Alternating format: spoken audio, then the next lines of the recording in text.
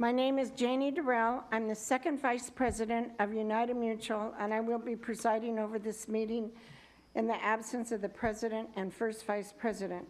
I call to order the regular meeting of the Board of Directors of United Laguna Woods Mutual, a California nonprofit mutual benefit corporation, today, Tuesday, April 11th, 2017, 9:30 a.m., Laguna Woods City Hall, 24264 El Toro Road. Madam Secretary, do we have a quorum? Yes, we do. The Pledge of Allegiance will be led by Director Juanita Stillman. You'd all stand and say with me the Pledge of Allegiance to the flag of our great country. Juanita, I pledge allegiance to the flag of the United States of America and to the republic for which it stands, one nation, under God, indivisible, with liberty and justice for all.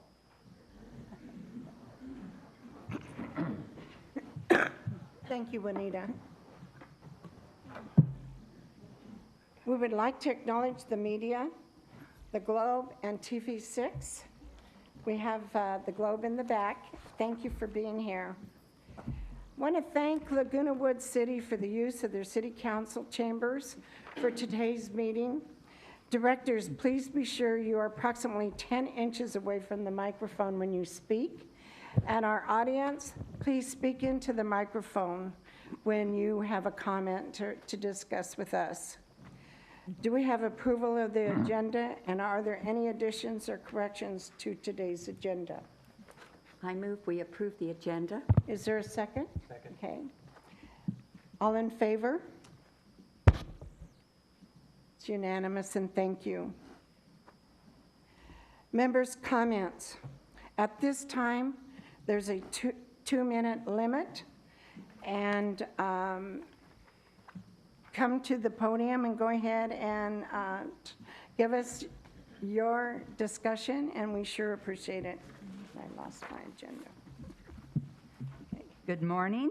Thank you very much. Maxine McIntosh, 68C. Am I too close or too far from the microphone? You're fine. Doing okay. Thank you. I do want to say that I am grateful for the service we had from Jan Labarge. She was always very kind to residents, made them feel very comfortable, and I shall miss her. And I shall really miss Lenny Ross serving as president of United. The main responsibility of the president of the board is to run the meetings of the board. Lenny, at least 30 times through the years, has done that very kindly and very patiently.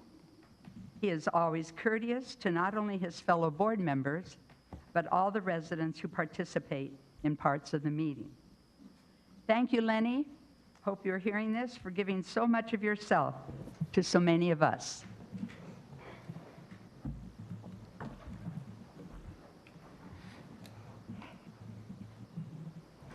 Mike Stossman, 910Q. Mine is in regards to the parking issue. Why is it 1.3 vehicles using your numbers are what we have per manor, which is not even really a major point. The third, they're looking for more parking spaces because they have the same problem. So what are we looking into besides just all of a sudden changing the sticker?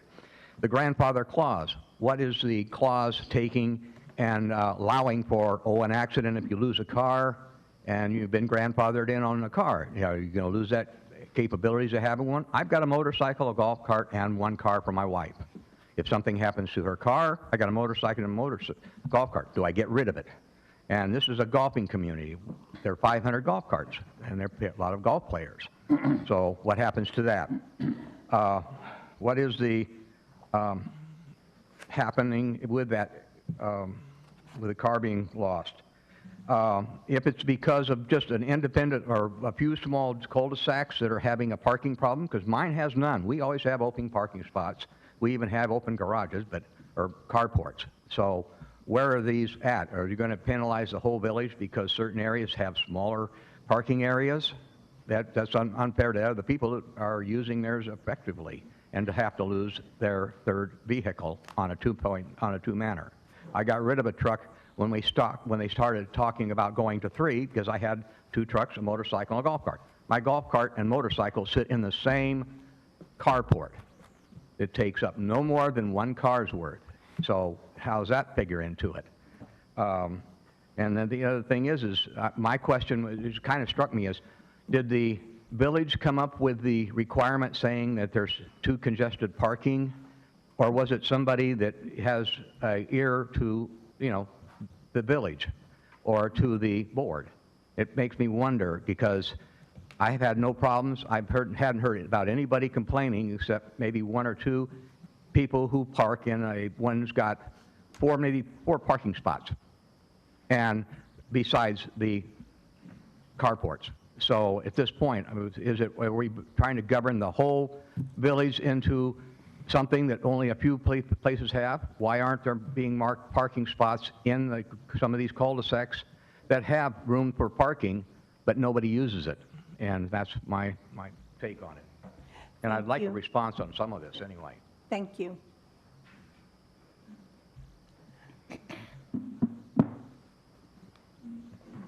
Mary Wall, 239D.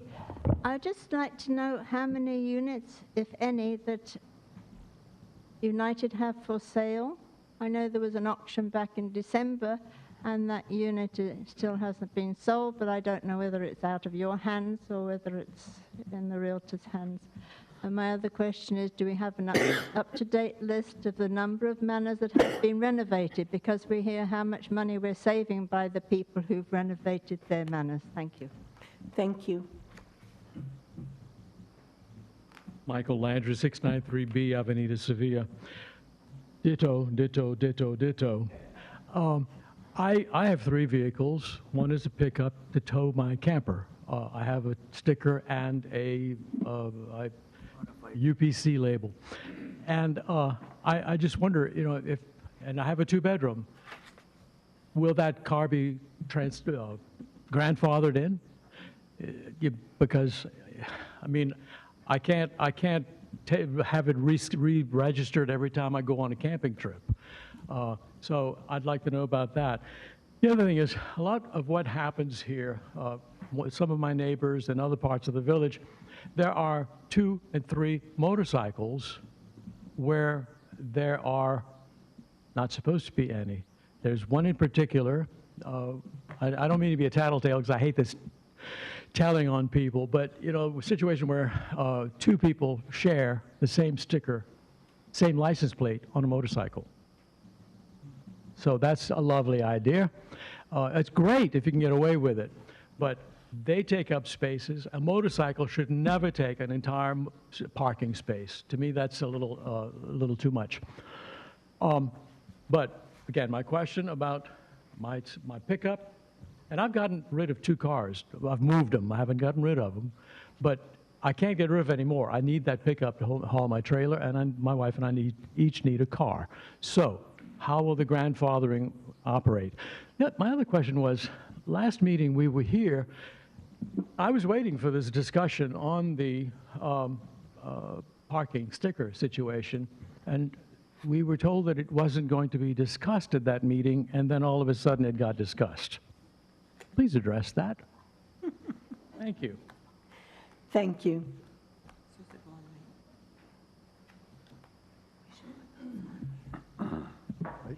Jack Arnold, 404D. I've got a couple of things that I have noticed as I drive around in the village. One of them is as you come through Gate 2 on Estrada and you come down to Aragon, where it's a stop sign. If you stop where it tells you to stop behind the white marker before the crosswalk, you have no visibility to the right because there's a hill there and there's a bunch of trees. I mean, to get visibility, you need to pull into the crosswalk. Another one is cul-de-sac 48, where I live. Since we had to restripe Castilla, so because of emergency vehicle being not able to get down that street, we have increased parking on the right-hand side of the street going towards Gate 1. Visibility is almost non-existent until you get to the middle of the street. and pulling out from cul-de-sac 48. The other thing is, right now, there has been a motorhome parked there for about a week, and that totally, no visibility unless you pull almost into the right lane. And I'd like to know why that hasn't been taken care of by the security people. The other thing that I have is that after the extreme uproar over a ticket for not stopping at a stop sign about a year ago in the Globe, in which many letters were written, I took it upon myself to do an unauthorized survey of the four-way stop leading to Gate 1. And that's at the corner of Valencia and Aragon. After 2 weeks, spending 1 week with Monday, Wednesdays, and Fridays from 10 till 2 o'clock in the afternoon, the next week, Tuesday and Thursday and Saturday, the same time period, my calculations were that 76.4% of the people do not stop at those stop signs. And the worst part is when one person stops and the 2 or 3 cars behind there completely follow them right through the stop sign. This is one of the things that concerns me about not the security, but the accident that may happen and what it would do if United would be responsible for not covering and making sure these things were taken care of. And I think it's something that needs to be addressed with the security people as to why there's only been like 7 or 8 tickets, and I don't know if any of those were for not stopping. And I'd like the input, from the committee here. Thank you.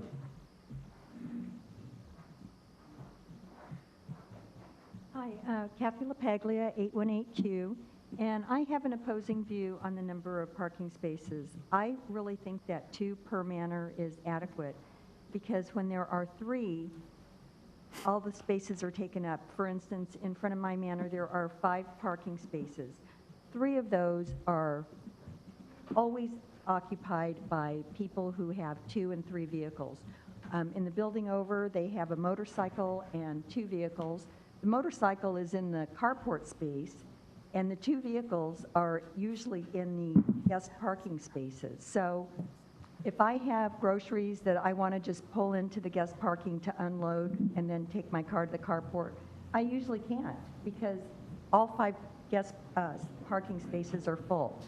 And then there's another unit that's having construction, and the construction trucks take up all of the parking spaces. So I think that when we're in a community like this, a cooperative community, we really have to think about our neighbors.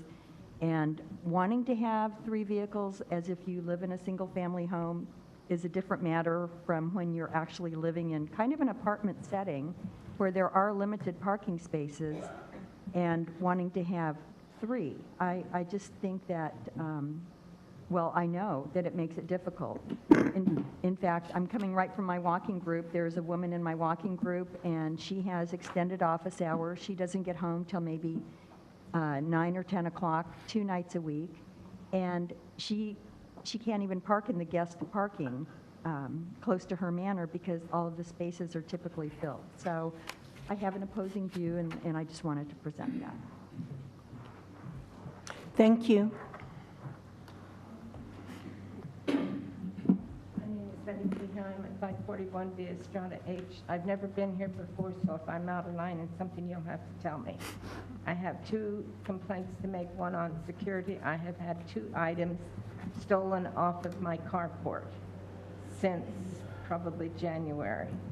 I mean, there's no way you're going to know or find out who did it, but I don't know what else can be done. My second comment is the landscaping or the gardeners are a mess. I live on a corner. I have 3 sidewalks. They come in and they mow. They go across the sidewalk. They leave grass tracks of tires and everything. The guy comes along, blows the sidewalks all to the center, and then blows it all over into my corner lot and never picks it up. My yard is a total mess. I go out and rake it up, which I shouldn't be doing, but it looks such a mess, I can't stand it. Right now, there are 3 piles of leaves and grass laying in my yard that I picked up or cleaned up, raked up, that I cannot pick up. And I think that this needs to be addressed. And anytime you come down on Thursday after they mow, take a look at these yards. All of them along the side where I am at have all got, all the leaves from the trees are just blown up onto the yard. Nobody ever comes and picks them up. And I think this is not right for the landscape or the maintenance department to be taking care of what should be done. Thank you. Thank you. Roberta Burke, 933B. I'm sorry to take your time, but I've been out of town and I'm not clear about something, and I wonder if you can clarify it before I go on. And that is, it was my understanding from reading whatever I've read about the 2 parking stickers that it's then going to be at somebody's discretion. I'd like to know whose discretion. $25 a year, a month? How is that going to, and then, since you don't answer me at this moment, I will give you my opinion. If it's $25 a year, it seems to me anyone that needs a 3rd car or a golf cart is going to pay the $25, and we're not going to relieve any parking spots. And you're all smart enough to recognize that. So it gives one the impression that we're just looking to increase our income somehow. And so I would like all of that clarified so that not only am I clear about it, but the rest of the community is clear about that. Thank you. Thank you. Good morning. My name is Parinaz Azania. I live in 400N. And almost less than a month ago, almost exactly a month ago, I moved there. And my concern is about my agent that helped me to buy here. I just searched online and I found out the prices here good for me and everything. I used to live in Irvine, renting a place. Then one day in February, I came to the office, main office, and asked them. They says, you have to go to Realtor to buy. Then I went to cross from that building is Primer, Laguna Primer, if I'm not mistaken, Laguna Primer. Then I asked them, would you show me the least expensive 1-bedroom you have? I want to buy. Then one gentleman, Arthur Copper, he took me from that office to this one that I bought. The first one he showed me, I never been in Laguna Woods. He says, this is good, see, everything is remodeled, this is nice, this is nice, this is nice. And then he showed me few others which was original and was completely damaged or toilet was broken and this and that. And he told me, you don't want those, you don't want those. Those, the first one is completely ready to move on. And by logic, I thought that's a good deal. Then I offered it, they accept my offer. I never heard about alteration before. Nobody noticed me. When they did alteration, I'm stuck with it, and I couldn't get help from Mutual at all. For example, my bathtub is cutted for disabled people, and I could do nothing, and Mutual doesn't help me. They says, because it's alteration, you have to do it yourself. I get some estimate from Home Depot, Lowe's, and this, and I pay from my pocket to fix that, put the shower door. I mean, because it's a special cut, I couldn't ask for regular shower door, should be cut. Then my countertop is granite, and I need a new stove. A stove is damaged, but they says we deliver to you new stove, but we don't install it because it's countertop remodeled by granite. Then this and that and that. Then I found out this much alteration they did before me, and nobody told me about alteration. I'm stuck with this condo. I like it. I like the area. I'm living that. But I want to just notice the real estate people to tell the new people to about alteration, which is important. You know, I feel like I'm with them. And when I went back to them, I talked to resale department, and I went back to the broker. I says, I'm not happy. Nobody talked to me about alteration, what they did. They advertised about that. They says it's good stuff, good, good, good. And I accepted. I didn't know it's again, because I don't have any relative in America. My brother is in Italy, my son is in France, my daughter is in Toronto. I don't have anybody here. Excuse me, You your will- time is up, and thank you. Okay, We have a 2-minute time limit. Thank you. okay, thank you.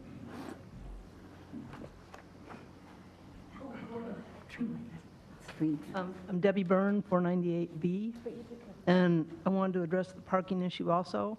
We recently moved here, and we're golfers, and that's one of the reasons we chose this community, and had planned to get a golf cart. When we heard about this new rule that was coming in, we have 2 bedrooms and 2 cars. So I ran out and bought my golf cart, unfortunately, and have it registered now. But I'm concerned about the future golfers who come here who may not be able to get golf carts. Thank you. Thank you.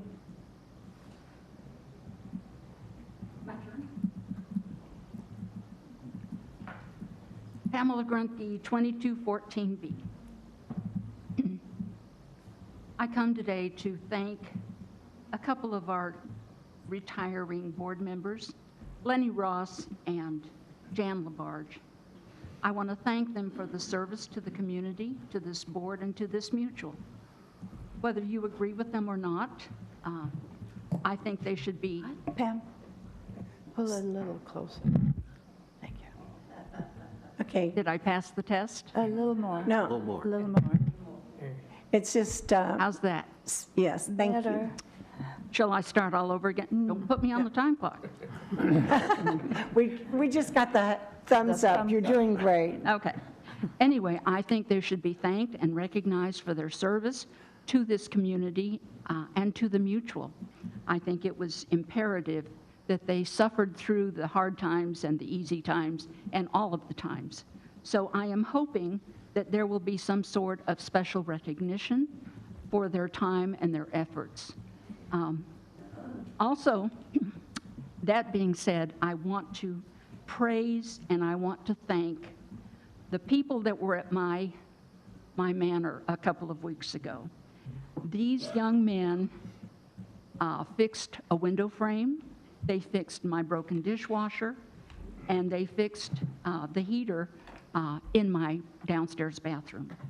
They went above and beyond the call of duty. They were professional, they were courteous, they were most efficient, and they were very, very, very like-minded as far as serving us to the best of their ability. This is what the transition is all about. No longer do we have PCM saying, give me, give me, give me, give me. These young men, and I have Armando, who did the framing of my window. I have William Zakinski, who did the bathroom heater. He even changed the light bulb for me. The young man that did the my dishwasher, I cannot find his name, but supervisors, I want the supervisors to be aware of what a wonderful job these young men have done. And as far as I'm concerned, the VMS is doing a great job, and this board needs to be aware that the transition is alive and well, and PCM is finally out of our community. Thank you, ladies and gentlemen. I hope you have a wonderful day. Thank you.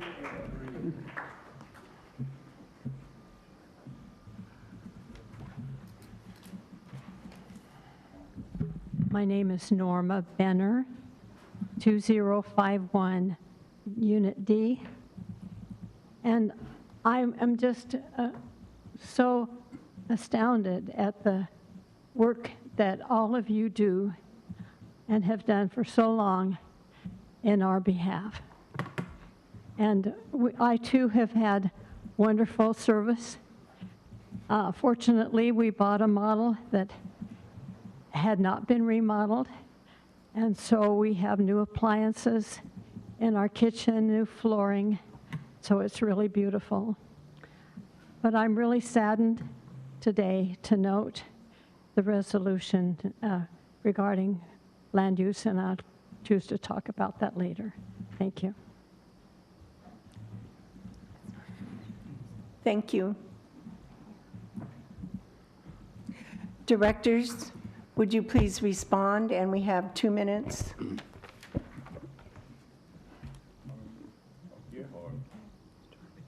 Which way?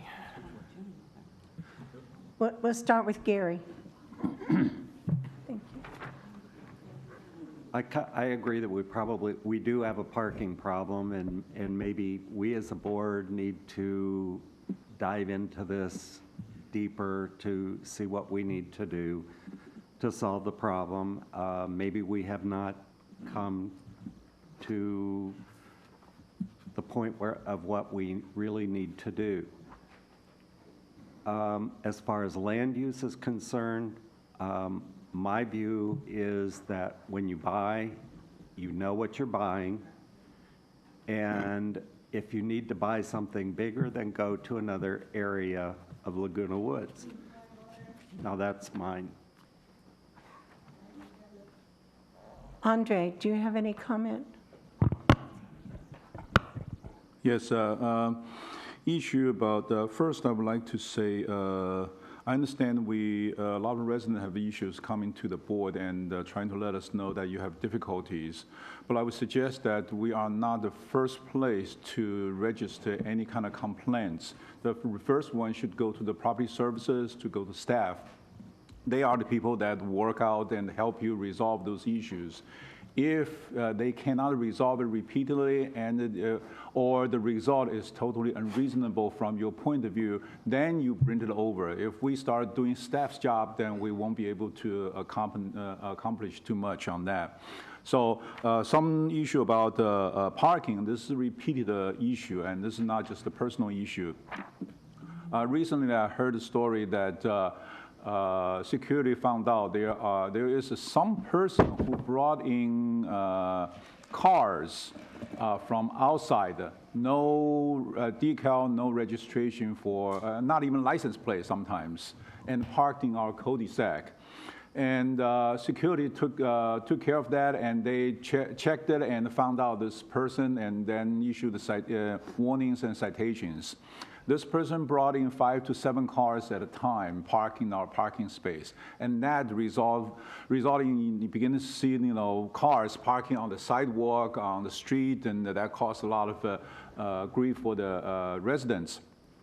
So the moral of the story is security and VMS staff will not be able to find it themselves. These are the issues that the residents need to bring it up and reflect to the property services and security and say, we found a situation like this. We found excessive parking and unreasonable stay amount of time. Those parking doesn't have overnight parking permit, doesn't have a parking decal. They stay there overnight, several nights, okay? If you see that kind of situation, or if you see, this is just one incident. If you see other situations that taking up your parking space, you need to report to the security, and they will take care of the issues and help us out. And I also would like to address issues about real estate didn't tell the alteration and you got stuck.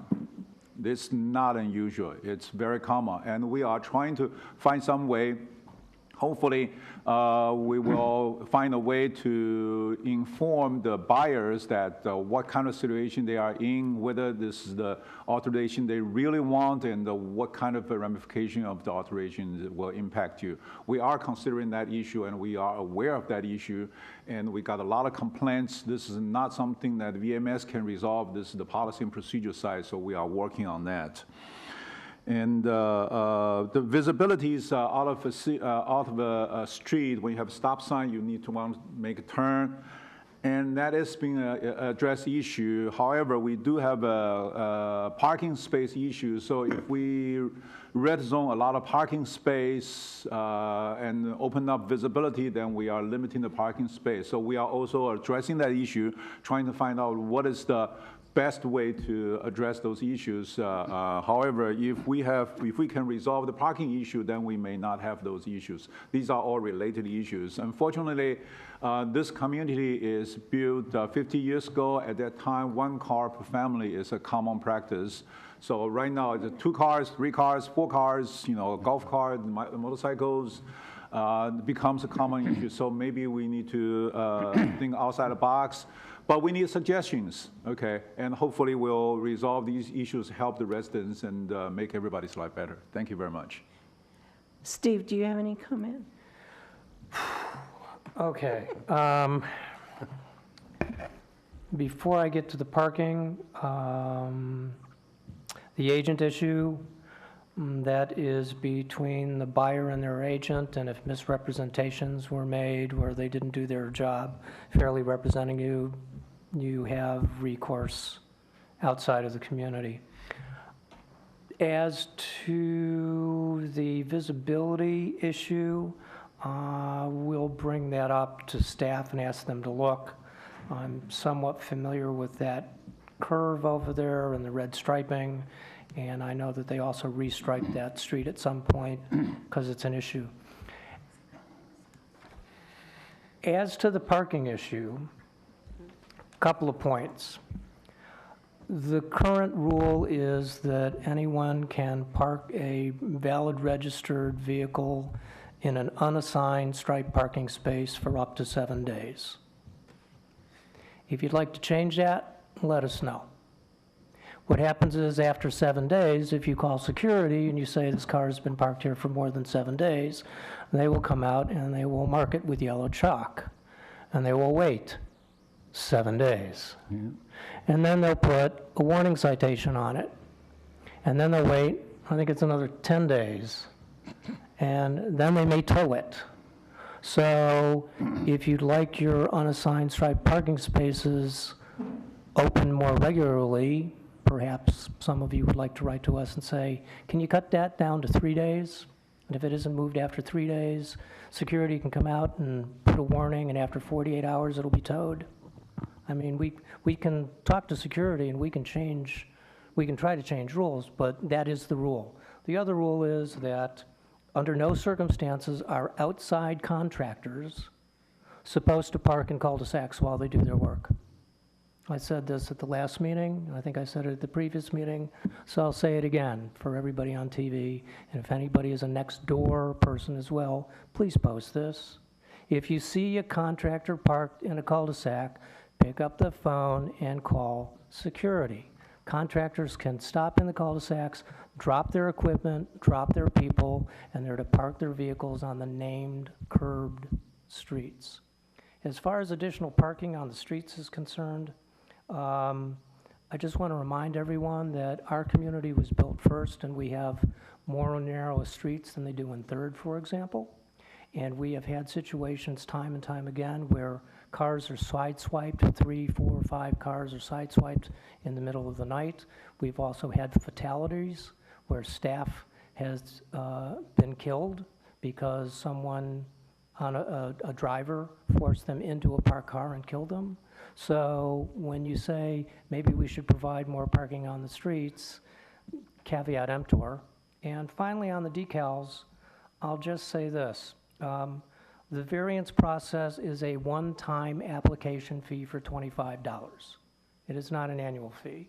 Secondly, the reason for the variance process in this is to establish the density of the parking where you're trying to get the additional vehicle, and also as to the actual need. So everyone knows, Third is also instituting a new decal policy as well, which is very similar to ours. And I would like to point out to you that 1/3 of Third is the Garden Villa Associations, which has subterranean parking, which has very long parking slots, so a golf cart and a car will fit very easily. So please don't try to compare our parking situation to that of Third. To the truck, camper, trailer issue, if that becomes an issue for you, if you have a camper or a trailer in the RV lot, perhaps that's where you need to park the truck. Personally, I also have a motorcycle in addition to 2 vehicles, and that is my third decal, which I had to go and apply for a long time ago. I parked the motorcycle in front of the car, so it doesn't take up an additional space. Maybe we need to consider something that says motorcycle parking is not allowed in unstraight parking spaces. Thank you. Don? Yeah, most of my responses have already been said, just from these three people.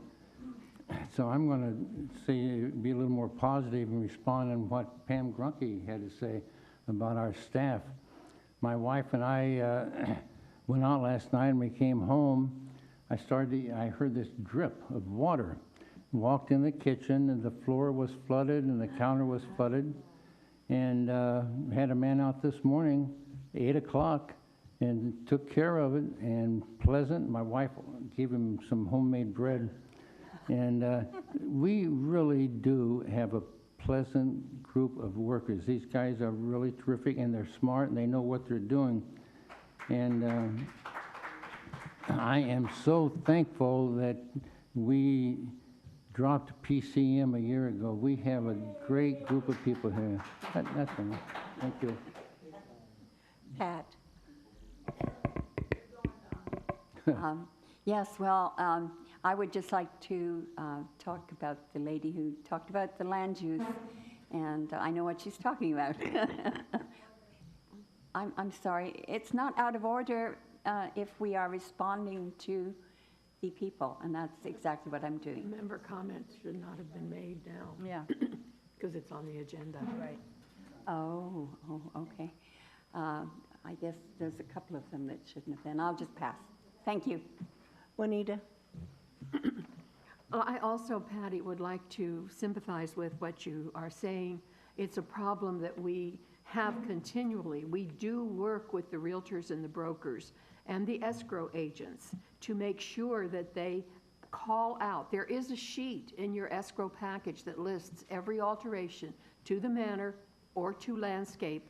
And if it's not pointed out to you, if you don't know about it, then you really have recourse to go back to either the broker or the escrow agent. It is something we're looking at. We have some ideas of how we can get that information out better to the residents, and those will be coming up in the next month or two.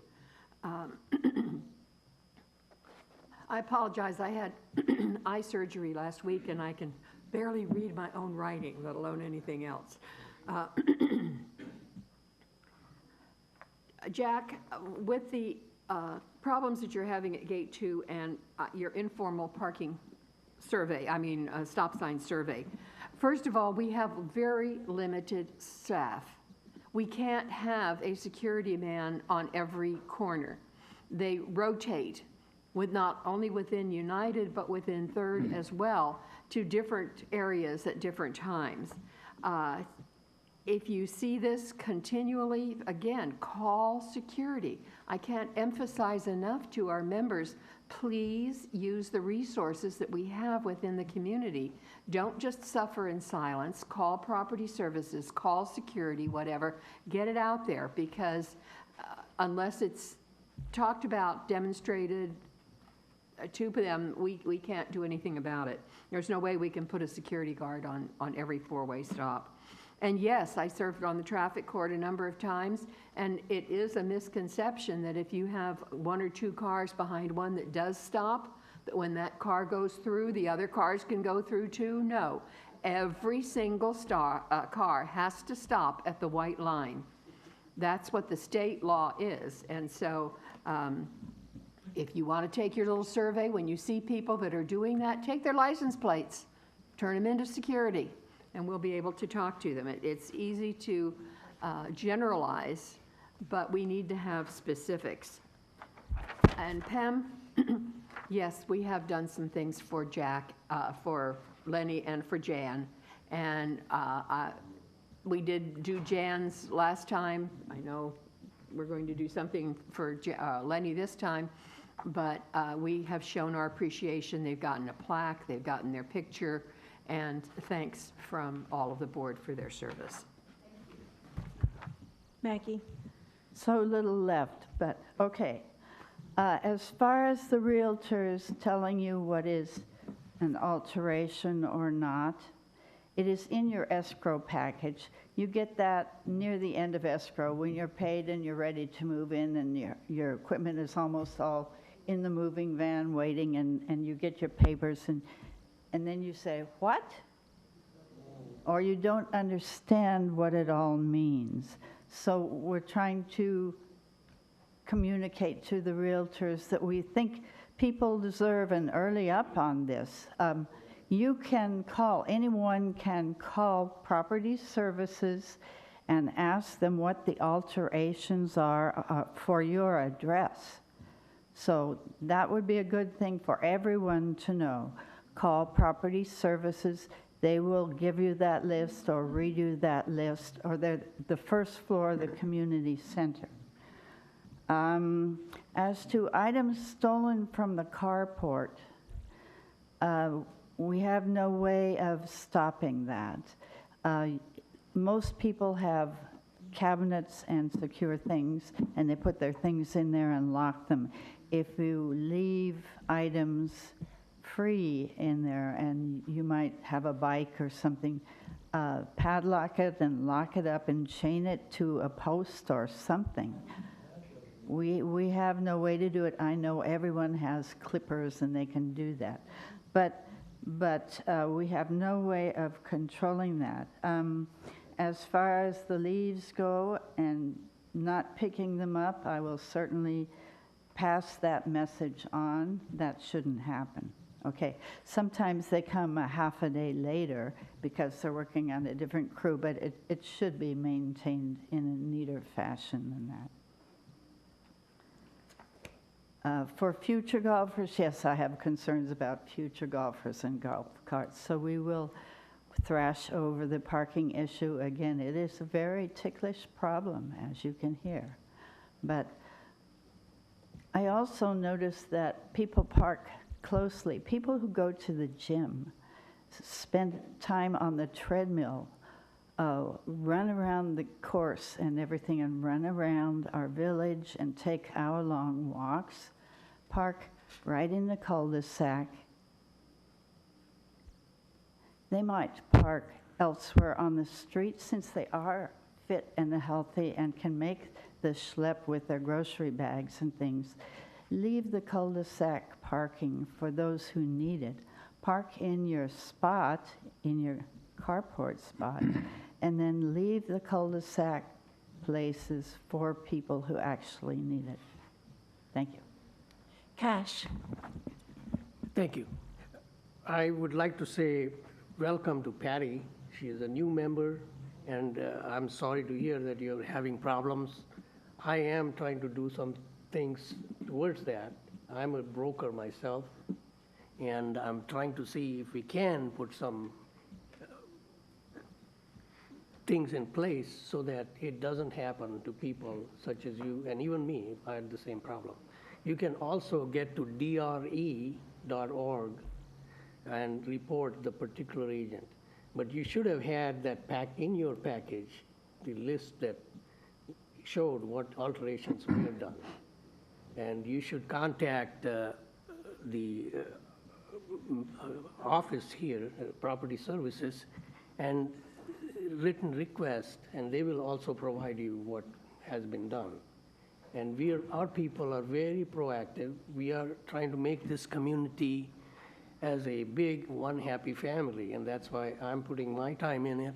And if you still have problems, please do contact DRE and contact the broker and the escrow company. That's all I got to say here, and hope we can come up with some positive things in the future for modifications. Thank you. Thank you, directors. Report of the chair. With deep regret, the board has accepted the resignation for President Lenny Ross effective today, April 11, 2017. We thank Lenny for his dedication and hard work these last 5.5 years serving our board and our community and making our village a better place to call home. We thank you, Lenny Ross, and we will truly miss you.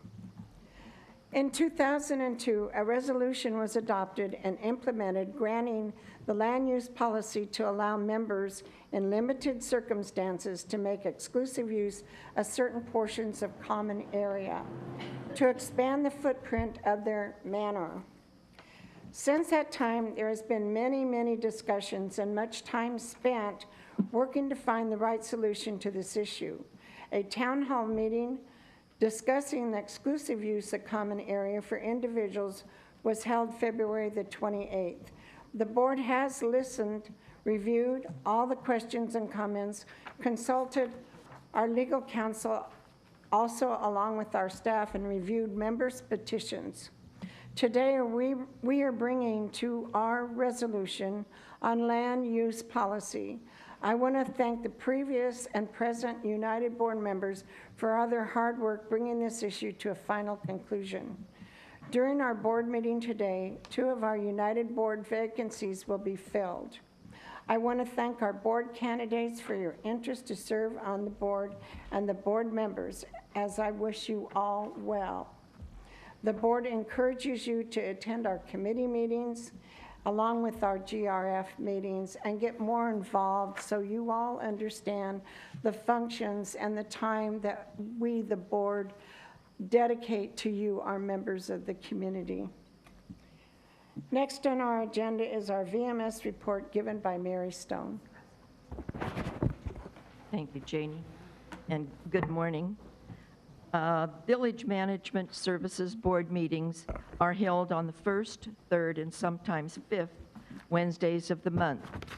United directors may attend the open sessions, which start at 9 a.m.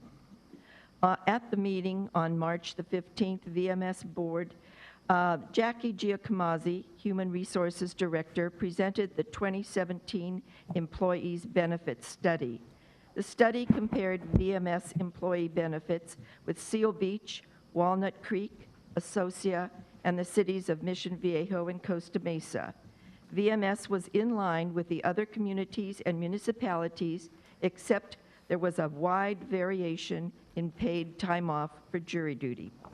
The board requested some additional details regarding medical, dental, and vision benefits, and these will be presented at the next VMS board meeting on April the 19th. Ms. Giacomazzi also presented a training proposal from Regional Government Services to facilitate succession and cross-training. A discussion to amend the bar services policy to allow tipping was not approved, in keeping with the company's philosophy that every customer is entitled to efficient and courteous service without the expectation that such service should be awarded by tips or gratuities. A special closed meeting of the VMS Board was held on March the 29th to review the union contract with legal counsel.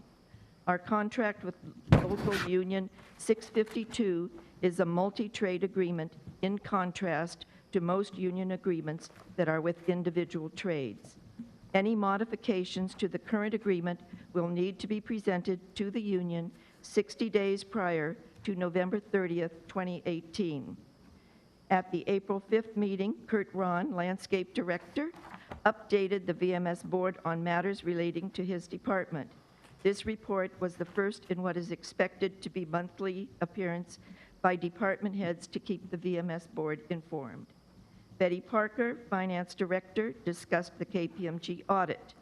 KPMG had few recommendations, thanks to Ms. Parker, Solange Backus, and the entire financial department for a job well done. One VMS goal is to have all employees trained and certified in CPR AED first aid by October the 17th. Most employees have already received their certification. Kudos to Michael Carr and Michael Partain in HR for their great work. Recently, Luis Lopez, a landscaper, put his training into action and saved the life of one of our gate ambassadors. In recognition for employee excellence, Luis was presented with a citation and received a standing ovation at the GRF meeting. This was the second life-saving event this year. Our alterations department has been short on staff, but is working hard to keep up with requests for permits and variances, and is coordinating with the city to expedite the process. We ask for your patience and understanding. We also want to remind you that no construction debris may be placed in the trash bins, and also no bulky items may be placed in the trash area. Free in-home bulky item collection is available on an on-call basis. Residents may schedule up to 2 in-home bulky item collections per calendar year. with a maximum of 5 bulky items per collection. To schedule an in-home bulky item collection, simply call Waste Management. The number is 949-642-1191. And thank you for putting recycle items in the blue bins and other garbage in the green bins. The General Manager's Office received emails from United residents expressing their appreciation of maintenance and construction staff. As you know, this staff is under the direction of Ernesto Munez. The resident at 736B sent kudos to management about the landscape staff who fixed a sprinkling issue. They said that staff did a great job and deserves recognition. The resident at 8470 took the time to write and compliment Edgar Romero for the fabulous job he did cleaning the breezeway. She reported that it was full of yellow powder from the pine trees, and he swept and washed the whole area. We appreciate all your positive comments, and we thank you very, very much. The next VMS board meeting is going to be April the 19th. Thank you, Mary. Thank you. Laurie Moss is going to give us a community state of, a report of the State of the Union of our community. I'm going to do that. Good morning, everybody. I'm Laurie Moss. I'm your community manager, and I'm so happy to be here with you all today. As Mary shared, we're getting a lot of positive comments from United residents on improvements in landscaping and maintenance and construction, and I thank everybody today for your kudos regarding staff and also about the self-management. I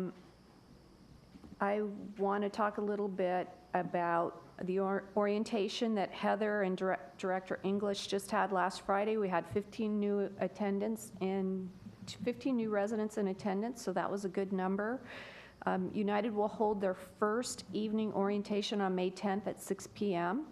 All residents, whether new or not so new, are invited to docent tours on Thursdays, 2 in the morning and the afternoon, or 1 Saturday a month. And to find out details, you can call 268-2337. That's 268-2337 to sign up for a docent tour. And again, even if you've been here 10 or 20 years, it's good to go on a docent tour. We want to remind residents if they see nuisances or violations to anonymously call compliance at 268-CALL. That's 268-CALL. So several things that came up today. You can very easily call compliance and report those anonymously. Last night I spoke to the dog club at Clubhouse 1, and it was a very fun group. Had I known that they brought their dogs, I would have brought my little Nala Bear, although she's probably weighs more than all of the dogs together that were there, so it may not have been a good idea. But it was a very fun club. So if you have a puppy dog, you may want to join that club. We have requested letters of interest from lobbying firms to help us with state legislation to open doors to state agencies like the Public Utilities Commission and Fish and Wildlife, and also to look for potential funding or grants at the state level. Interviews will be conducted in the next few weeks, so we're very excited about that. That was one of VMS's goals that we'll be fulfilling. Hopefully everyone received a Village Life magazine in the mail this last weekend. If you don't, I have extra copies I'll put on the back. So what this is it's a quarterly publication of Recreation and Special Events Department. Don't miss the Italian buffet tomorrow in Clubhouse 1 at 5:30. Tickets are $11. There's other exciting things in there too, and it also talks about all our concerts, but that's the one that's coming up the soonest. So tune in to Village TV on Channel 6 or on HD at 6.1 or 406 to hear CEO Brad Hudson's State of the Village this Friday at 6 o'clock. It's going to be reshown, And if you check your What's Up in the Village Friday blast from last week, it'll tell you what days it'll be reshown on, but it's going to be this Friday at 6 o'clock, and it's going to be very exciting.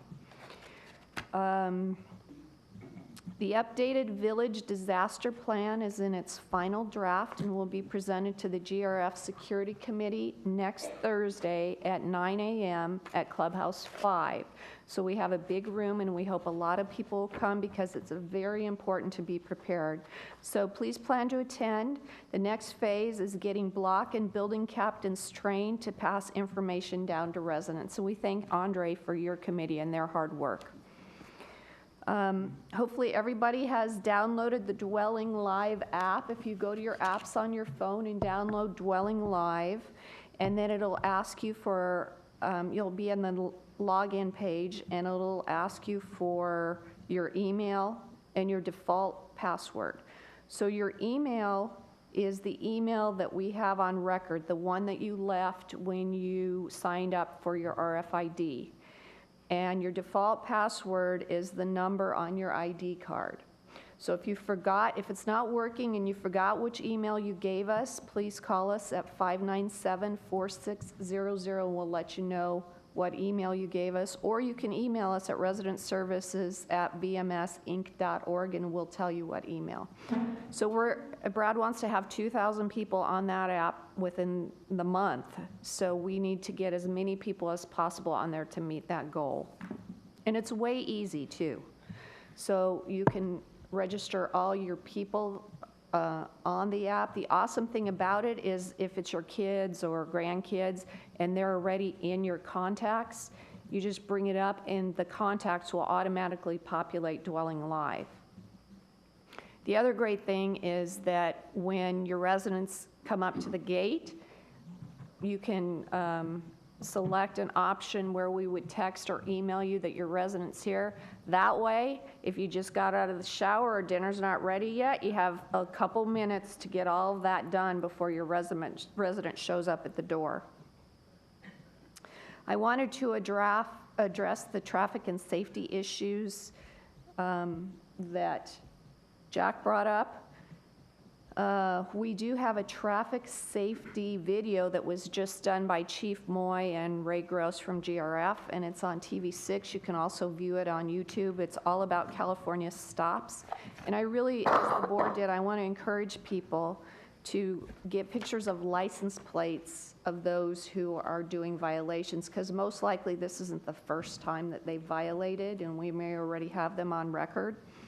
But be careful when you take somebody's license plate picture that there's not an alteration that happens. Kind of do it on the QT.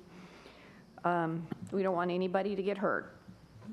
I also wanted to talk a little bit about the drone issue, which will be on the United agenda next month. United tentatively approved the agenda, but when it went to third, they had a lot of good comments about the speed and about privacy.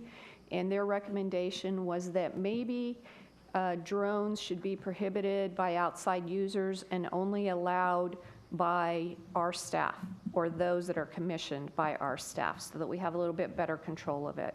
So staff's looking at that, and most likely we will bring you an amended drone policy next month. The Breeze will be delivered to your email boxes today. So look for that. If you're not already getting the Breeze, make sure you contact us so we can find out why you're not doing that. Could be that it's going to your spam, but most likely if you have an RFID and you gave us your email, you're already in our email list. So if you're not getting it, it's probably going to your spam, and we'll help you out with that. So what's up at the PAC, or the Performing Arts Center, previously Clubhouse 3, on April 17th. Mark your calendars, guys. You can have a date night with your significant other at the movie called The Meddler at 7:30. It's free and you get free popcorn. On April 22nd, back by popular demand, we have True Willie at 7 p.m. We've already sold 600 tickets, so if you're interested in going, there's only about 200 left, so you need to zoom over to the ticket window and buy your tickets. On May 29th, in honor of veterans, join us at noon at the Performing Arts Center for a ceremony in cooperation with the VFW, and Joe Rainey from the VMS board's helping us with that. And then at 1 p.m., the All-American Boys Chorus is going to be on stage for a free concert. We're not charging this year for that. But you still need a ticket, so go by and get your free ticket. And then, again, back by popular demand, the Paul McCartney tribute that we had at New Year's Eve is coming back. He booked another show in the area, and he called Jesse and said, hey, I'm going to be in your area. It was such a great venue. We'd love to come back. And we said, okay, probably at about a tenth of the price that we charged you at New Year's Eve, because it's a little bit more expensive to have a band at New Year's Eve, and he agreed, so he's coming back. And then also upcoming is the Platters in cooperation with Saddleback Church. They're bringing the Platters back, and so GRF is partnering up with them. And then also we're going to have an Everly Brothers experience coming up, so check your entertainment blast, which goes out every other Wednesday, for information on that, and please get your tickets. We don't want anybody to miss out. That's it for me. Thank you, Lori, for the State of the Community report. Item 10, do we have approval of the minutes? I'll move. Second. All those in favor? Thank you.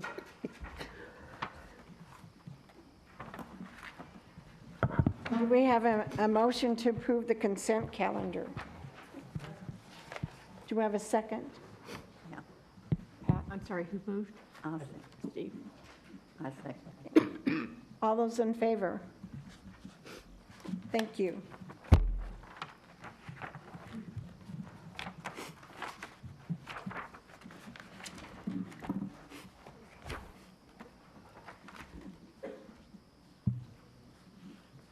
Do we have a finance report, Pat?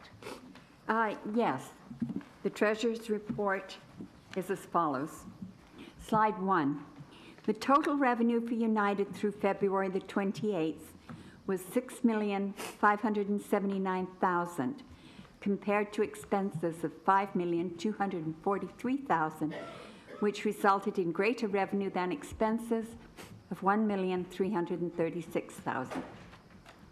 Slide number 2. The slides aren't going up. No, we don't think the slides will come up, but as I call this, they will go up for the people on the television. For some reason, they couldn't work this one to come up. Okay, we're on to slide 2. With a favorable bottom line of $1,336,000 compared to a planned deficit of $179,000 through February, United Mutual was better than budgeted by $1,515,000.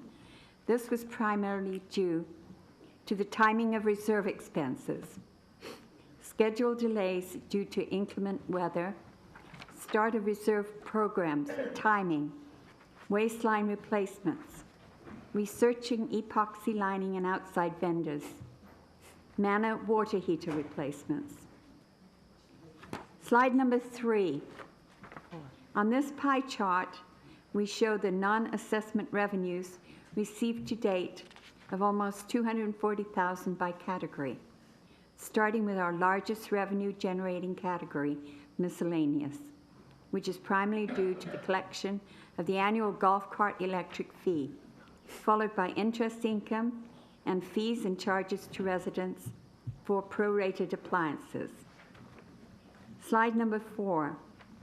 On this pie chart, we show the expenses to date of approximately $5.2 million by category, showing that our largest categories of expenses are for compensation and property taxes. Slide number 5, the reserve balances. On February the 28th, the reserve balances were $21.4 million.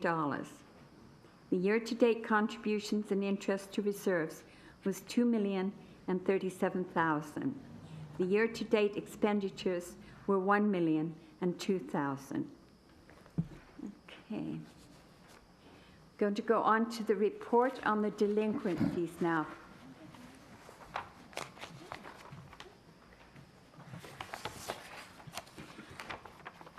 Unfortunately, our delinquencies have gone up a little.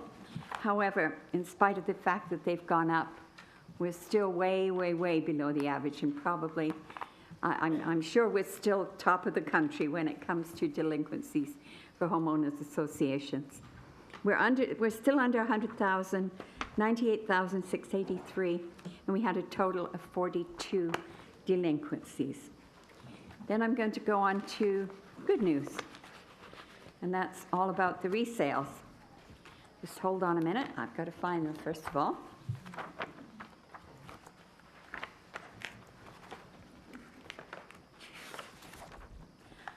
Okay.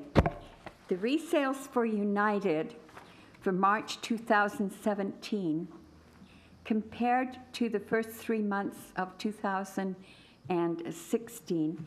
2016 was $213,743. That was the average price of the first 3 months of 2016.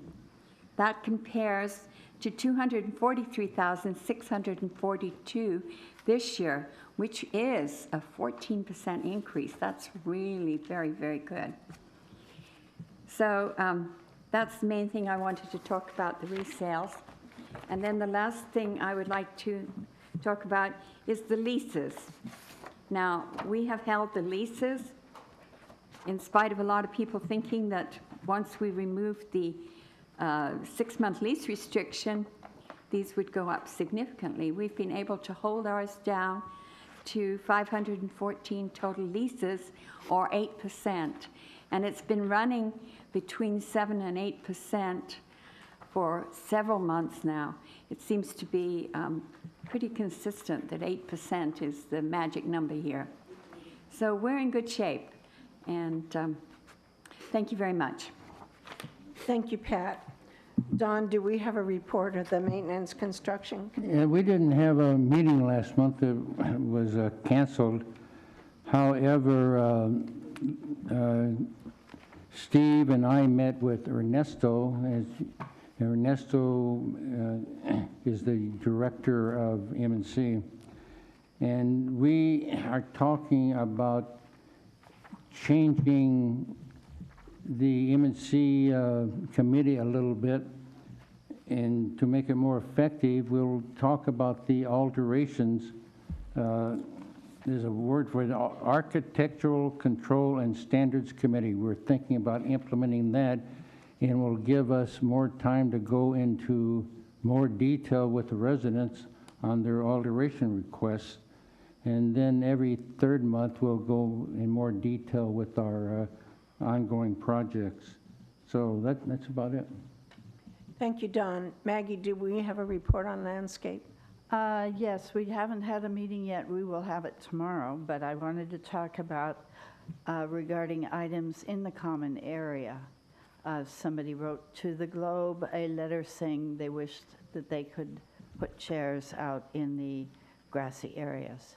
Well, you can. You can take a lounge chair or a beach chair, just like at a beach. Just think of it as a beach. You carry your stuff out there, you sit under the tree or in the sun for an hour or two or whatever. You can drink a cup of coffee out there if you want. And then when you leave, you take everything with you. Because if you leave it out there, first, it may disappear. Second, the animals may get to it. And third, what are the mowers supposed to do? So just treat it like a beach. It's okay. Except we all know that there are people that, now that I have said that, that will camp out right in front of someone else's manor because they want to know what they're doing. And they will sit out there under a tree and observe your manor. But then they will have to take their chair away when they go home. So that is right. So don't be that close to someone's manor. Just sit out there to enjoy the ambiance of the village. Thank you. Thank you, Maggie. Great report. Juanita, we need a report on the Governing Documents Review Committee. Thank you. Governing Documents has a very, I think, exciting project that we hope to be able to bring to the board next month. What we have been working on is what we're calling a 90-day lease recognition program. As most of you know, we do not own our manors. We lease our manors on a three-year reoccurring lease. A lot of people think, I bought it, I own it, it's mine. No, you are on a 3-year reoccurring lease. And so if this is passed by the board, 90 days before the day that you closed escrow, that's the date that we're using for our rotating, so everybody doesn't do it all at once, you will get a letter that says, just to remind you that your lease is being renewed, and in that letter, we're going to put a list of all the alterations that have been done to your manor or your landscape since you moved in. So every 3 years, you will get this letter that will bring you up to date. So if you're a new owner and you don't know what's done in the last 2 years, this will tell you. We do have a problem. We understand that sometimes in the rush of buying a share and getting a unit, the package is too thick, you don't look through everything, it's not brought to your attention well enough by either your real estate agent or your escrow agent. So we feel it's our responsibility to at least let you know every 3 years, as your lease is renewed, that this is what's happening. There'll also be an information sheet in there that gives us current information, because we also find that people have been here for quite a while and we don't have current information on them. So when something comes up, all of a sudden we don't have the correct phone number or cell phone number, et cetera, and who's living there. And so there'll be an information sheet, contact sheet that you will also send back. We'll give you a self-addressed stamped envelope, and you will send it back to VMS, and we will put that in the computer so that you will be completely up to date. We're excited about this because we think it'll bring to the attention of all of our shareholders that that's what you are, a shareholder, and it will tell you all of the alterations that have been done to your manor up to that time. So there'll be no way to say, I didn't know this was mine. That's the main project we're working on. We have a number of little projects that we have started, but that's the main thing that we're looking at right now. Thank you, Juanita. Maggie, you're back on with the Communication Committee. Right. Well, Lori told us a lot about it. I was going to tell you to sign up for the Village Breeze, so that's a second on that one. I'd encourage everyone to use the search section of the website. Go to member comments or whatever it is, resident section, or even just not. But if you go to the resident section, resident information, and then you search the website, you will find all kinds of incredibly valuable information just by running the word alterations, or let's see, fees or reports, or those words like that, sorry. And you will find a lot of things out about the village. That the articles are short, maybe half a page, and they're very interesting and very informative. Some of them still refer to PCM, but we'll clean that up. But the truth of the procedure is still the same. On YouTube, if you go to YouTube or if you go to TV6 and then YouTube, you can see director reports on the committees each month and on the board meetings each month. And that's a very good, kind of painless way of listening to one of us for 10 minutes. You can go back years and years to find it and pick the ones you like best and say, oh, wasn't he great, or whatever you want to say. But you can find a lot of information on YouTube now, and you can get it also on TV6. And that's my report. Oh, and thank you to the directors for being so cooperative in giving me information to put in the briefs. Thanks, Maggie. Don, could you give us a report on the traffic hearings? Yes, the number one infraction that we have in the village are people going through stop signs. And number two is speeding. And they either pay their fine, or they can go to a hearing. And they come to a hearing, they swear up and down that they stopped or weren't speeding, and then we show them the video that they're not aware of, that a video was made, and by our police officers, and most of the people stopped are pretty nice about it, and they apologize, but there are still that handful that are pretty belligerent to our village police force, and our police officers are only trying to make our village safer. Be nice to them. I can report also on the disciplinary, since Lindy's not here. Just a comment that January there were 228 disciplinary cases. This month it went up to 324. And the number one complaint is a nuisance complaint, a neighbor against a neighbor. That's kind of sad. And number two largest report is illegal occupancy. That we need to really keep an eye on. If you have a neighbor who has an illegal occupant, call it in and let us know. We need to control our village. That's about all I'll report on that. Thank you, Don. Andre, Preparedness for Disaster Task Force. Yes, we're looking forward to the comprehensive disaster preparedness program reports from the VMS Security Department. They've been working very hard trying to come up with an overall plan. In the past, we have all kinds of plans, but not really all-encompass comprehensive plan. So this time we have our chief of the security staff, Tim Moy. He comes from the background of being conducting all kinds of preparedness program for the county. So we're looking forward to that. And I'm on the security and access committee. We're going to take a look at the disaster plan on April 20th. And our task force meeting will be April 4th. So I encourage everybody on the board on that task force to take a look at May 4th, yes. So we're looking forward to that and discuss what our oversight shall be and how do we help the residents to understand and improve our disaster preparedness and the neighborhood watch program. Thank you very much. Thank you, Andre. Juanita, report on the disciplinary cases. Don just gave those to you, so. Oh, okay, well, I didn't know you had that. Okay, just going by the agenda.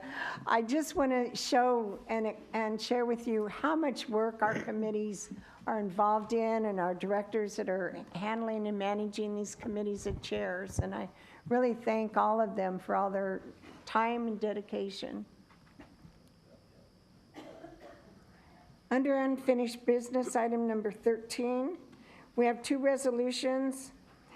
In the unfinished business, Madam Secretary, could you please read us the resolutions?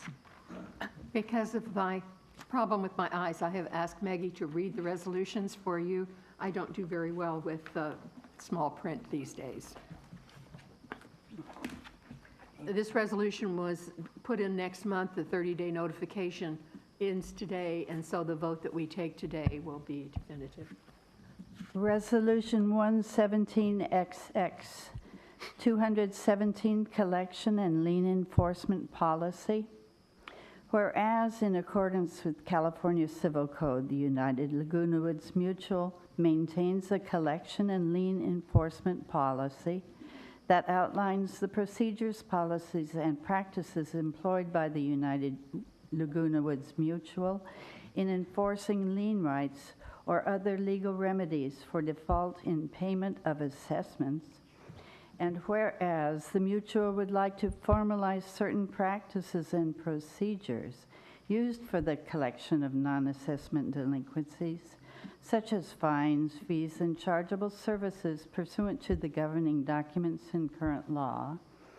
Now, therefore, be it resolved, April 11, 2017, that the Board of Directors hereby adopts a revised 217 United Laguna Woods Mutual collection and lien enforcement policy as attached to the official minutes of this meeting, and resolve further that the officers and agents of this corporation are hereby authorized on behalf of the corporation to carry out the purpose of this resolution. I so move this resolution. I second it. Is there any discussion? Without discussion, all those in favor? Opposed? Okay, unanimous. Thank you. Our next resolution. Land use alteration policy revised April 11, 2017, Resolution 0117XX. Whereas the Board of Directors of United Laguna Woods Mutual Board established policies and procedures for the construction of any alterations, additions, and expansions. And whereas the Board, through Resolutions U0246, U025155, 010454, 010745, and 010873, collectively referred to as the Land Use Policy, adopted and implemented by the Land Use Policy to allow members in limited circumstances to make exclusive use of certain portions of the common area to expand the footprint of their manor. And whereas members have expressed concern over the land use policy and in general the board's policy to allow members to use common area for their exclusive use by making alterations to manors that expand the structure beyond the original footprint. And whereas the board has consulted with staff, legal counsel, and heard from the members, including in a town hall meeting on February 28, 2017 in Clubhouse 3, and has decided to terminate the land use policy and not allow members to make exclusive use of common area through such alterations. And now, therefore, it be resolved April 11, 2017, that the land use policy be rescinded. And be it further resolved that the Board of Directors shall not approve any alterations expanding the original footprint of manors, but that all such alterations currently in place, which have already been approved under the land use policy, are grandfathered. And resolve further that the officers and agents of this corporation are hereby authorized on behalf of the corporation to carry out the purpose of this resolution. I move this resolution. I second. Is there any discussion? I'd like to Pat? discuss it first of all. Yes, I would like to oppose this land use resolution. We did have, last time around, we had one with 100 square feet where the members would be limited to not expanding any more than 100 square feet. And now it's gone very stringent where nobody will be allowed to do anything. Someone might want to configure a patio a little bit differently and square it off. They've been doing this for many, many, many years. And I will say to all of you, you have moved here because you like the appearance of Laguna Woods. Otherwise, you wouldn't be here. And the reason you like the appearance is because many people have had a slight difference where they would want to just move something a little bit, change something. We've been very cooperative with you, and we've allowed that to happen. So now you want to stop everybody from taking an inch. And I oppose and I suggest that we vote against this resolution. Thank you. Any other directors' comments?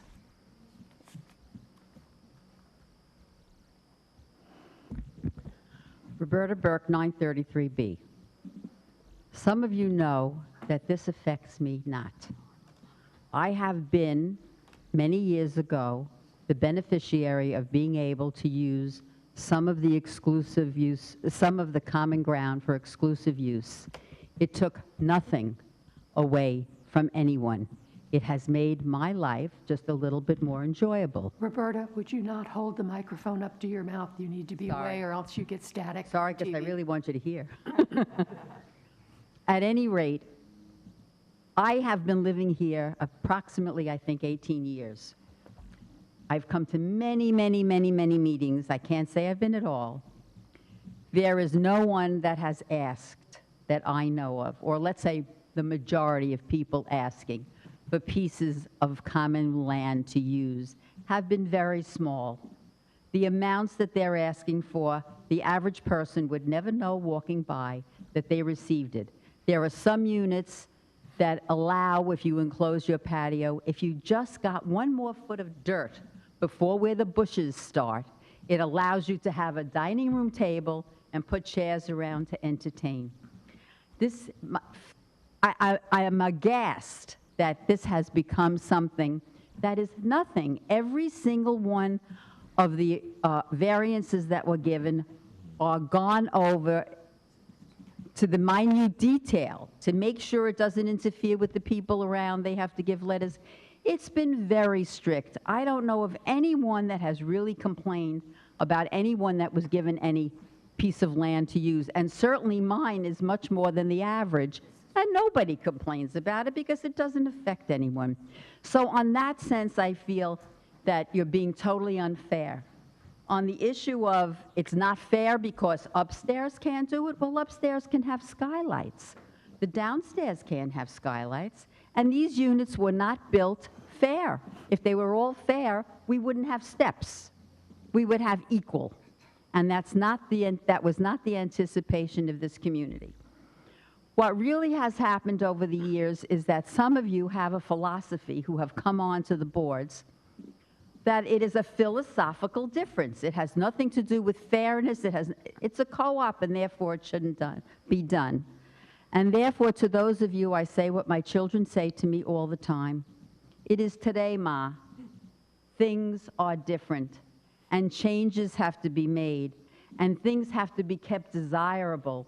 The average people coming into this community have come from large homes, and furniture is different. Everything is different. And I beg you all to consider not going ahead with this plan as such a strict proposal. They should be considered as they have been in the past on an individual basis. It took me 3 years to be able to get what I have because of investigations and board changes and so forth. So I'm asking you to please consider allowing this community to stay modern, up to date, and have a good look. But the main reason that I came today is because I asked a question, and the question was at the open meeting that was never answered, and I have not gotten that answer. Thank you. How many square feet total Excuse me, your have time you ever is given up. up? Yes, I know. Thank but you. I would have done it in the opening. Thank you. How many square feet? Thank you. Roberta.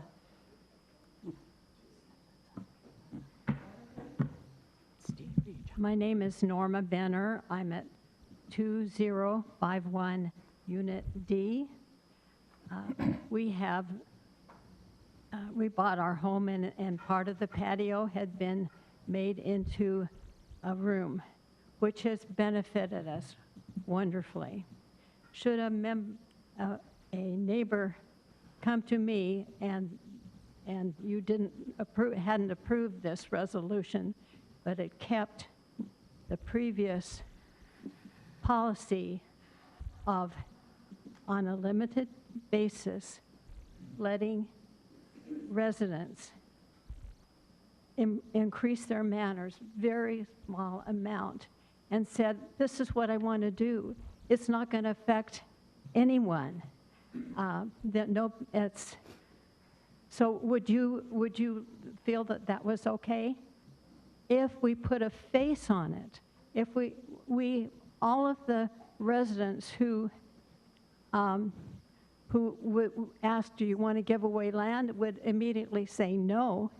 But if you put the face of your neighbor on it, and you would say yes, that would improve your life. So we would want that for them. This policy of never, under any circumstances, allowing us to have a better quality of life, I think is not fair and not wise. And I would urge you, because you have the final a vote, to rescind this, to not pass this. I would urge the residents to put a face on this and think about themselves and future residents and their current neighbors. Thank you.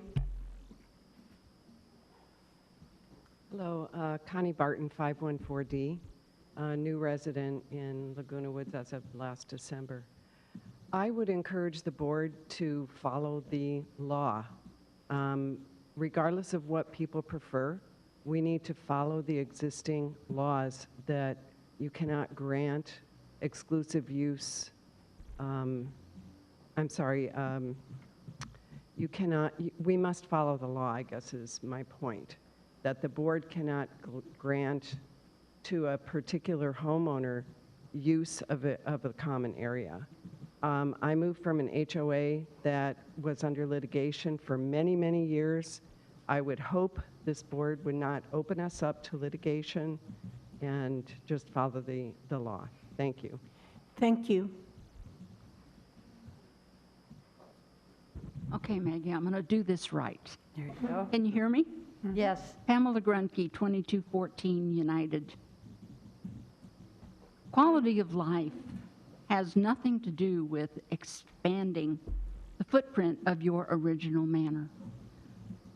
The problem is that these laws, these governances, were always in place. They were abused, they were ignored, and so you're left to deal with the aftermath of irregularity and non-compliance.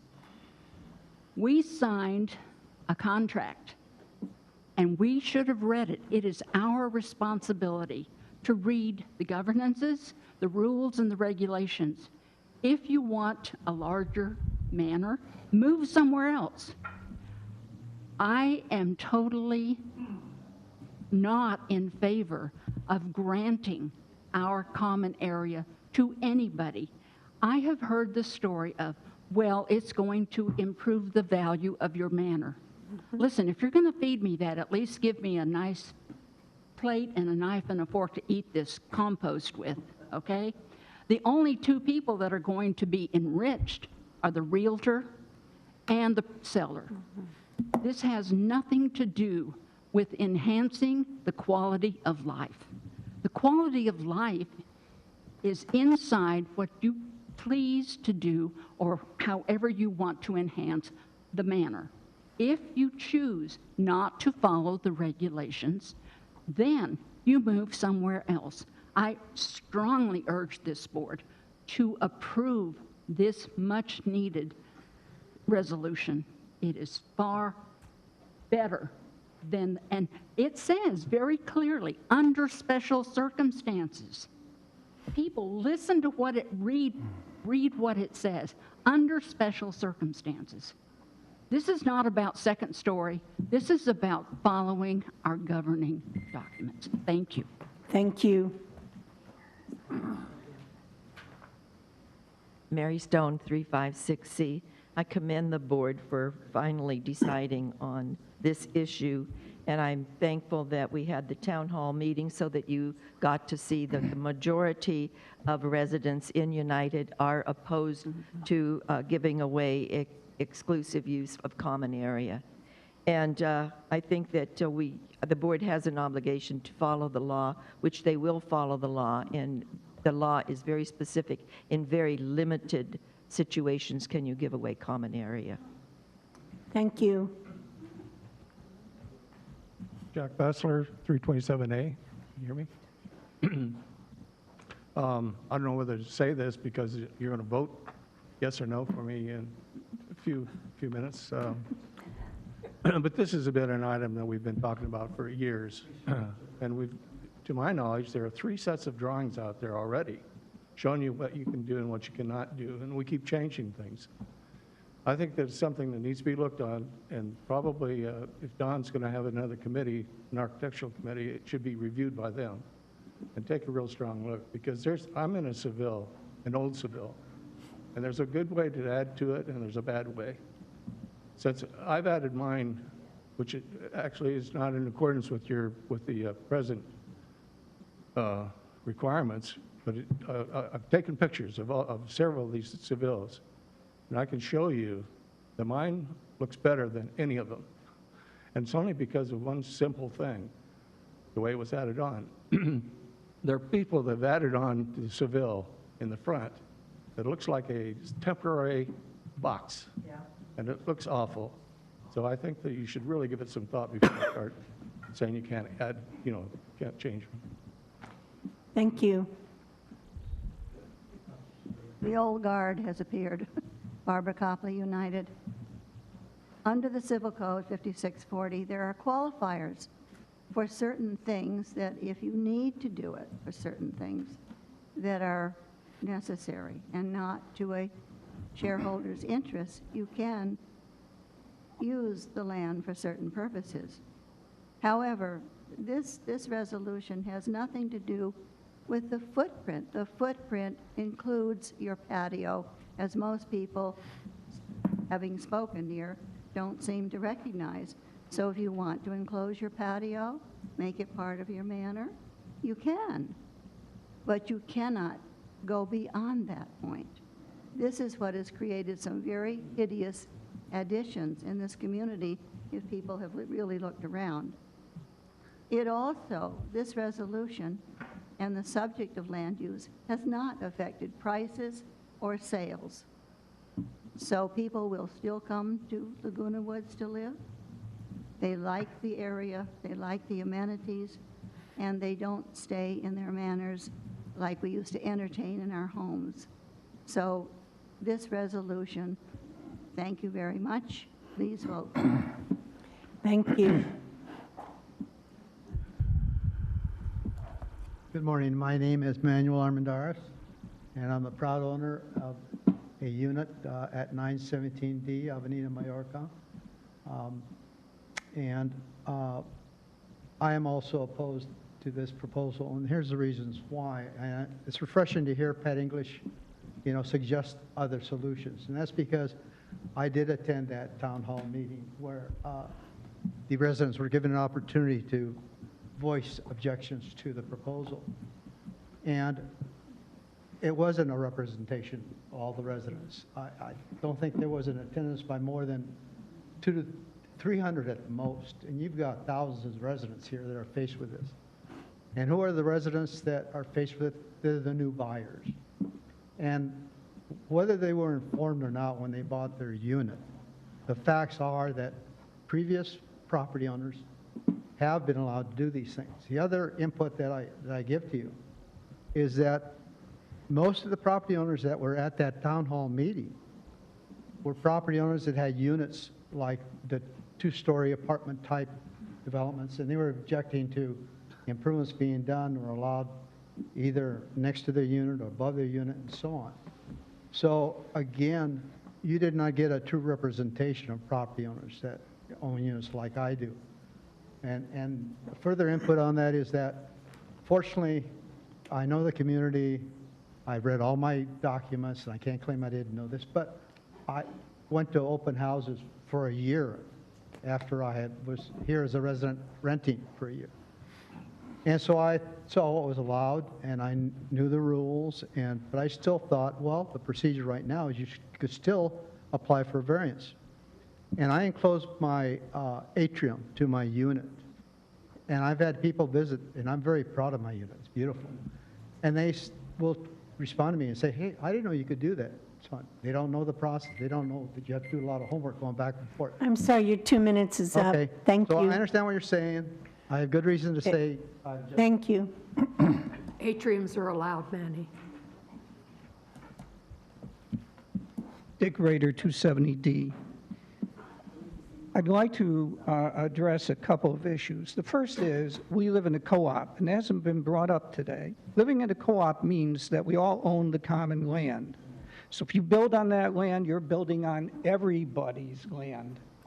And therefore, you have to have the approval of everybody, and that's what the Davis-Sterling Act says. The law says that you have to have a vote of all the residents, and they have to approve, at least 67% have to approve a variance to allow use of common land by an individual for their private gain.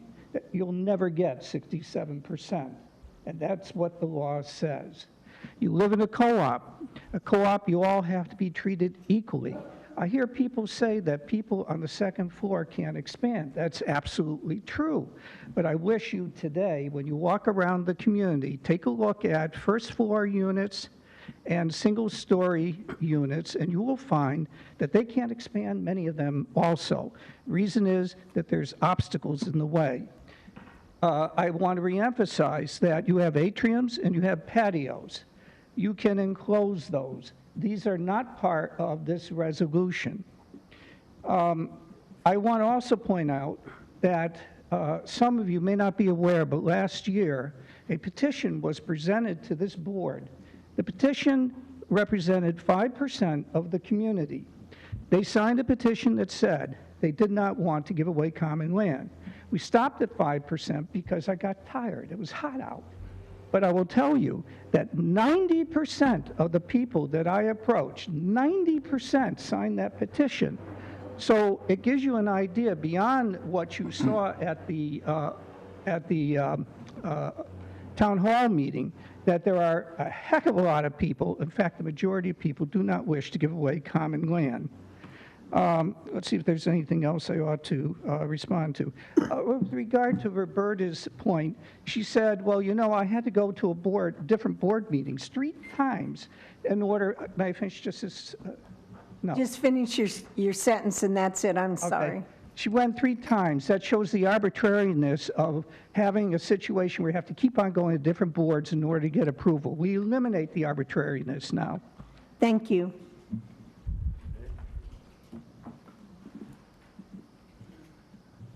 I also live in a new civil. Your name and your manor number, please. My name is Reza Bastani. My manor is 187B. I think I oppose this resolution because everybody around me, they have turned their patio into another room. And I think it's unfair for others not to be able to do that. So that's my point. You can. This does not cover patios and atriums. I'm sorry? This does not cover patios and atriums. It covers thought it does. outside of those. No. That's okay. considered In your that footprint. Case, in that case, I take my... Thank you. Any board comments, members? Andre? Clearly, this is a very controversial issue, and I talked to a lot of residents, and in the past, when I do campaigning, I talk to the residents, and they're talking about board seems to be making decisions irregardless of residents' response and the comments. So I would like to comment on this one. Why do I make my decision? Okay, it's not that I ignore you. It's not that I didn't hear from you. I have my reason, and this is the reason dominating, and that make me to make my decision. Okay, first I did some survey. I spent one day out there, talked to 100 people, over 100 people. Sorry, over 90 people. Okay, so it's not just a few people that I talked to. Out of the 91 people, 77 of them said no, we don't want land use giveaway. 11 of them say yes. And for the people that say yes, a couple of them said, oh, I bought a unit because I was expecting expansion, okay?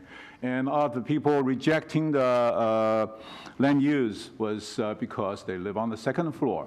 But some second floor said, I support it. Some people live on the first floor say, I don't like it. Okay, so they are, that's the one of the number that I'm looking at and say, most people don't want that. I understand this is only 90 people, but if you can present me with 300 people, 800 people survey, I will take that. And during the town hall meeting, we also have people comment on that, and 21 of them said no, and 7 of them say yes. There are a lot more people than just 28. Some of them asking questions and didn't give their decisions, and some of them asking further clarification, so they are not counted in this 28 people. And during the town hall meeting, they were stand up, people stood up, and it seems like I didn't get a chance to count them, and I didn't have the picture to approve all the numbers, but seems like it's 2-to-1 ratio against that. And Dick also mentioned that 90% of his surveys are against of it. Now that's the hard number. Soft numbers, soft thoughts that I had is, if it's free, everybody wants it. Okay, so when it's free, but we cannot charge the land because it's really not a chargeable item. So we cannot charge, so it becomes free. When it's free, everybody wants it. I do photography. If I do free for everybody, everybody wants it. Okay, so that's why I stopped giving free photographies. I only do major events. Thank you, Andre. Okay. Your 2 minutes is up. Other comments? I have a comment. Cash. I would like everybody to look at page 12A, page 2 of 12A.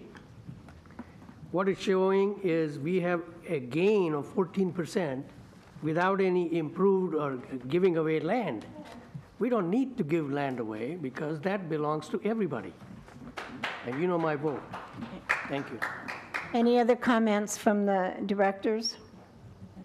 Yeah, I guess I should comment on this. Being chairman of M&C, I'm glad it's finally coming to a head. We've had a lot of requests in the past 3 years, and the committee approved them. It goes to the board, and the board denied them because we were split. I'm curious how this all started. Years ago, some board had to give away pass this the first time, and I think it's before this date here, 2002, but it shows the first policy was adopted in April of 2002. I bet it was before then, but they've created a lot of problems. They really have, and we could pass this today. The next board could pass something else. So I don't know. I'm just glad we're finally making a decision. It's not right for our committee to do this and the board make the final decision.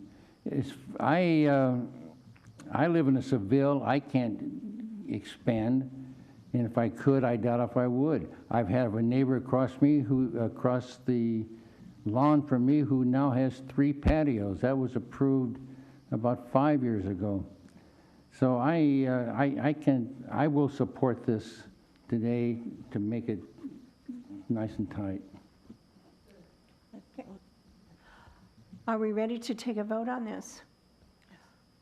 All those in favor? Opposed?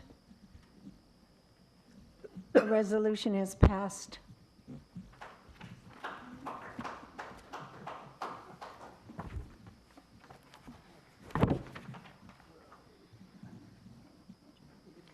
Under new business, there are 3 resolutions. Under the new business, and Madam Secretary, would you please read the resolutions? Maggie?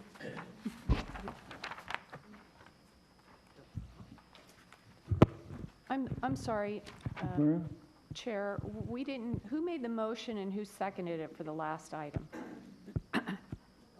Yeah, Maggie made the motion and I seconded it. Awesome, thank you. Sorry for the interruption. No problem. Okay. There is no resolution. The first item under new business only requires a motion.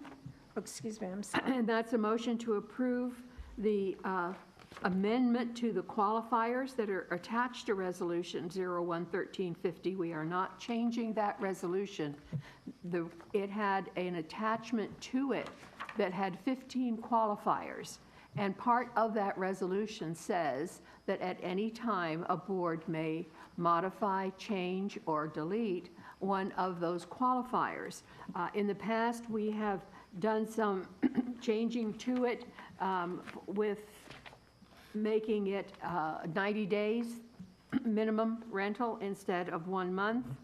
But this time, as you'll see on page 2 of 3, 14A, it's number 3 that we made the changes to, and number 3 basically talks about the dual interim agreement. When you have a manor and you want to buy another manor, you have to sign a dual interim agreement. You cannot have 2 memberships in United. You cannot have 2 units in United. The dual membership committee agreement is very tight. You get 6 months to sell your former unit. In this market, that's really generous. In other ones, people have come and asked for an extension. Sometimes they've been given, sometimes they haven't. That's up to the board at that time.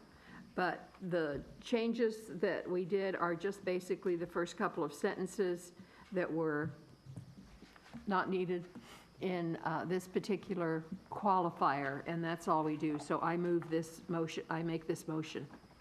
Second. Is there any discussion? Yes. Cash? I think you are making item 3 a little too loose in the sense that it is, it could be interpreted as interim dual ownership agreement. So you don't want a dual ownership agreement, and you're eliminating the very first sentence. Well, we do have a dual interim membership agreement. I guess it's not in here. All this does is put this in agreement with our existing dual membership agreement. There is a separate... There's a separate document. It is simply a category, dual membership agreement. It isn't saying pro-dual membership or anti-dual membership. It's simply the topic is dual membership, and it is... Okay. We're trying very hard to make sure that all of our documents agree with the other documents. Thank you. Any other discussion? Andre? Just for some clarification, there is no dual membership, correct? There's a dual ownership, but there's no dual membership. We don't allow dual membership in the community. You are correct. It is a dual ownership agreement. Mm-hmm. Any other discussion?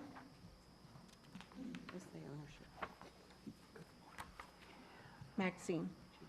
Yes, I just want to be helpful here. Who are you? Oh, I am Maxine Alloway McIntosh, and I live at 68C where the flag is flying out front. And I just want to be helpful here with some housekeeping that I found difficult to overlook. Number 1, you do not have a complete sentence. You need to, this won't change the meaning at all. So number 1, we're looking at 14A, page 2 of 3, up at the top. You just need the words "there is." That's not a complete sentence.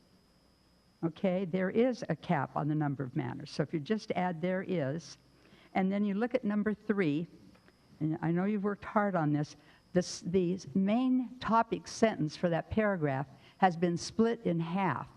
I think you'll find it much better to put it back together in one sentence. The sentence begins, under United's interim dual ownership agreement, then you go down to the 3rd line from the bottom, both trustees and beneficiaries under any trust, blah, blah, blah, blah, blah, shall be considered, blah, blah, blah. Put that sentence together right at the top. Then say, as provided by, and list little number 1 and little number 2 and little number 3. So if you put the sentence back together, ownership agreement, draw the line down to both trustees in the 3rd line from the bottom, and connect that. Then you'll have your complete sentence. Then on page 7, where it says shareholders pay certain fees, you need the verb shall, Okay. or the modifier We're not shall. there- We're not there yet. Oh, I'm sorry. I'm sorry. Oh, right, you're going by, I'm sorry, I'm jumping past where you are. Thank you. So I see number 3 as, under United's interim dual ownership agreement as provided, including but not limited to the requirements that a membership shareholder shall not sublease. The member shareholder must reasonably proceed to sell the manor.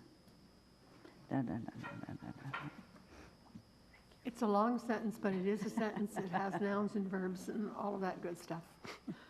It is a little confusing. Okay. So, it's been moved and seconded? I second. No, Already. it's already been seconded. Do we want to do the corrections, or? No. No. Okay. All those in favor of the motion? Motion passes unanimously. Okay. We have another resolution. No, Another motion. Motion, okay, excuse me. You guys get me all confused. All right. It's not pink, it's not a resolution.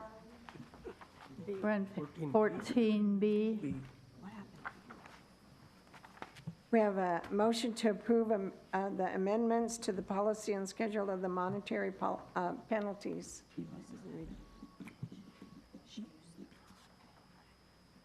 This is an important document because it lists all of the monetary penalties that we have for various disciplinary actions within the community. And it has not been updated for quite a while. And we found that basically the very low monetary penalties that are in the schedule are no deterrent.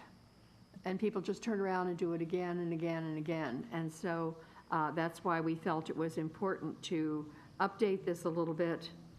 We need to take out the golf course rule violations. Those are done by GRF. That's not United. And under the animal control, we have the disciplinary committee has leeway to say a slap on the hand, if you will, which is a $25 fine. And if they comply with whatever it was, their dog growled at somebody or barks incessantly or whatever, then that takes care of it. But if it's a continuing issue and it's brought back 2 or 3 or 4 times, the fine goes up. Permitting a nuisance and a disturbance, we also added that, made that higher. And it's important to see down towards the end that if it's brought back a number of times, you can go to full disciplinary, and that could include revoking your membership.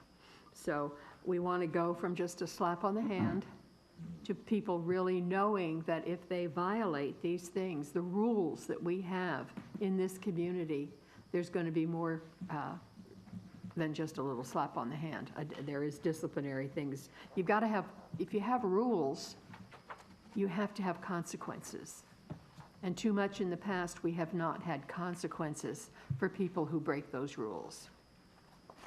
I just want to correct something. Do we have a motion on this particular policy and schedule? I so move. Okay, do we have a second? Second. Okay. Is there any other discussion? Cash. Second, subsequent violations, I thought we had decided to go $1,000, not $500. We are limited to 500 by 500. laws. It doubles to 1,000 if they come back a second time and they have not corrected it, and it can go even higher than that, but. Then it should be spelled out that we can go higher.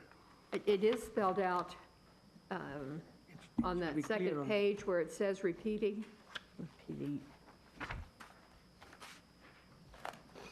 I'm sorry, my eyes are so bad, it's hard for me to see.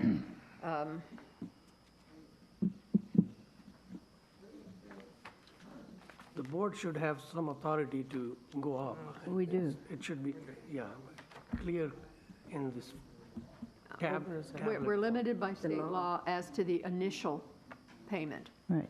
And so that's what we have done here. But if it comes back, if it's not corrected in the time that we've given them, or if they do it again and again, then yes, the fees double, triple. It can go on a per day. Unauthorized alterations, for instance, if they don't correct it right away, then we can charge them a certain amount every day that they are in default. Also, another question, concern I have is residency and occupancy violations.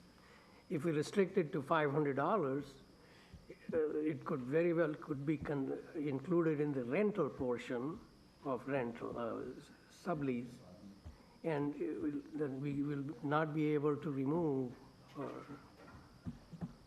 Well, anything that has to do with sublessees goes to the member, not to the sublessee. Okay.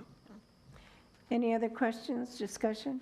Don? Yeah, down in the middle where it says permitting a nuisance, and then below that, it says permitting any illegal act, but it doesn't spell it out. You know, you could really violate something horrendous or something small.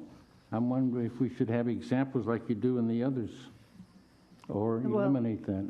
If you say any, that allows us to do, I mean, no one says trumpet playing at 3 a.m. is a good thing, and it's, so that one would not construct this against trumpet playing at 3 a.m. So we don't want to be specific in that issue. We have the nuisance above, which is specific to those things, but any illegal act,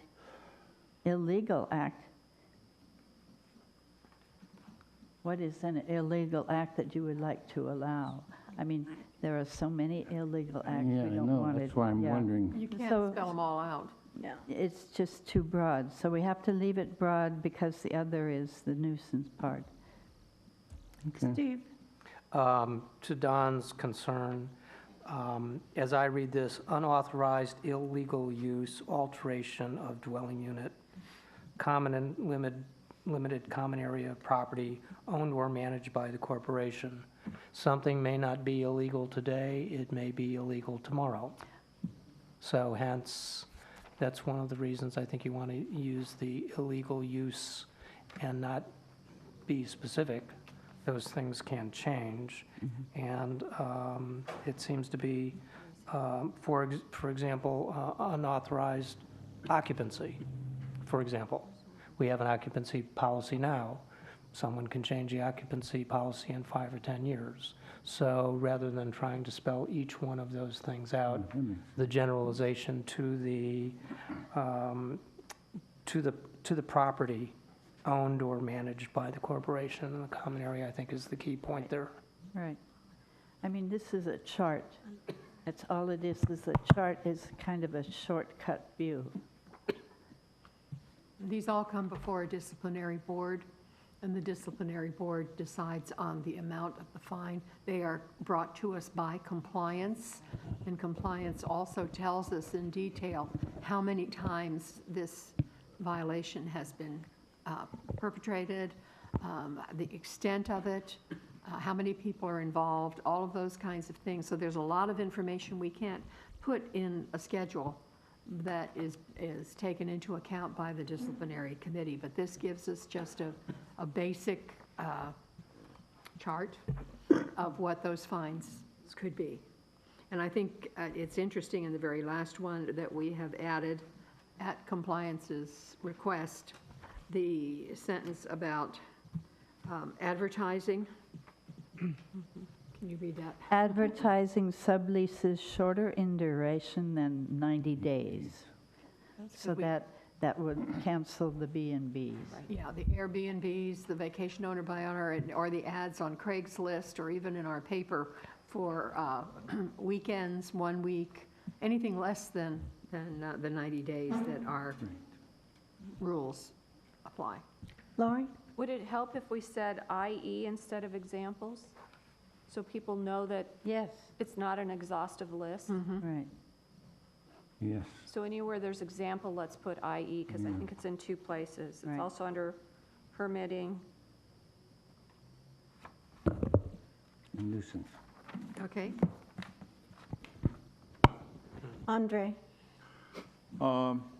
Usually, the rule of thumb is any kind of guideline, more specific guidelines trump the more general guidelines.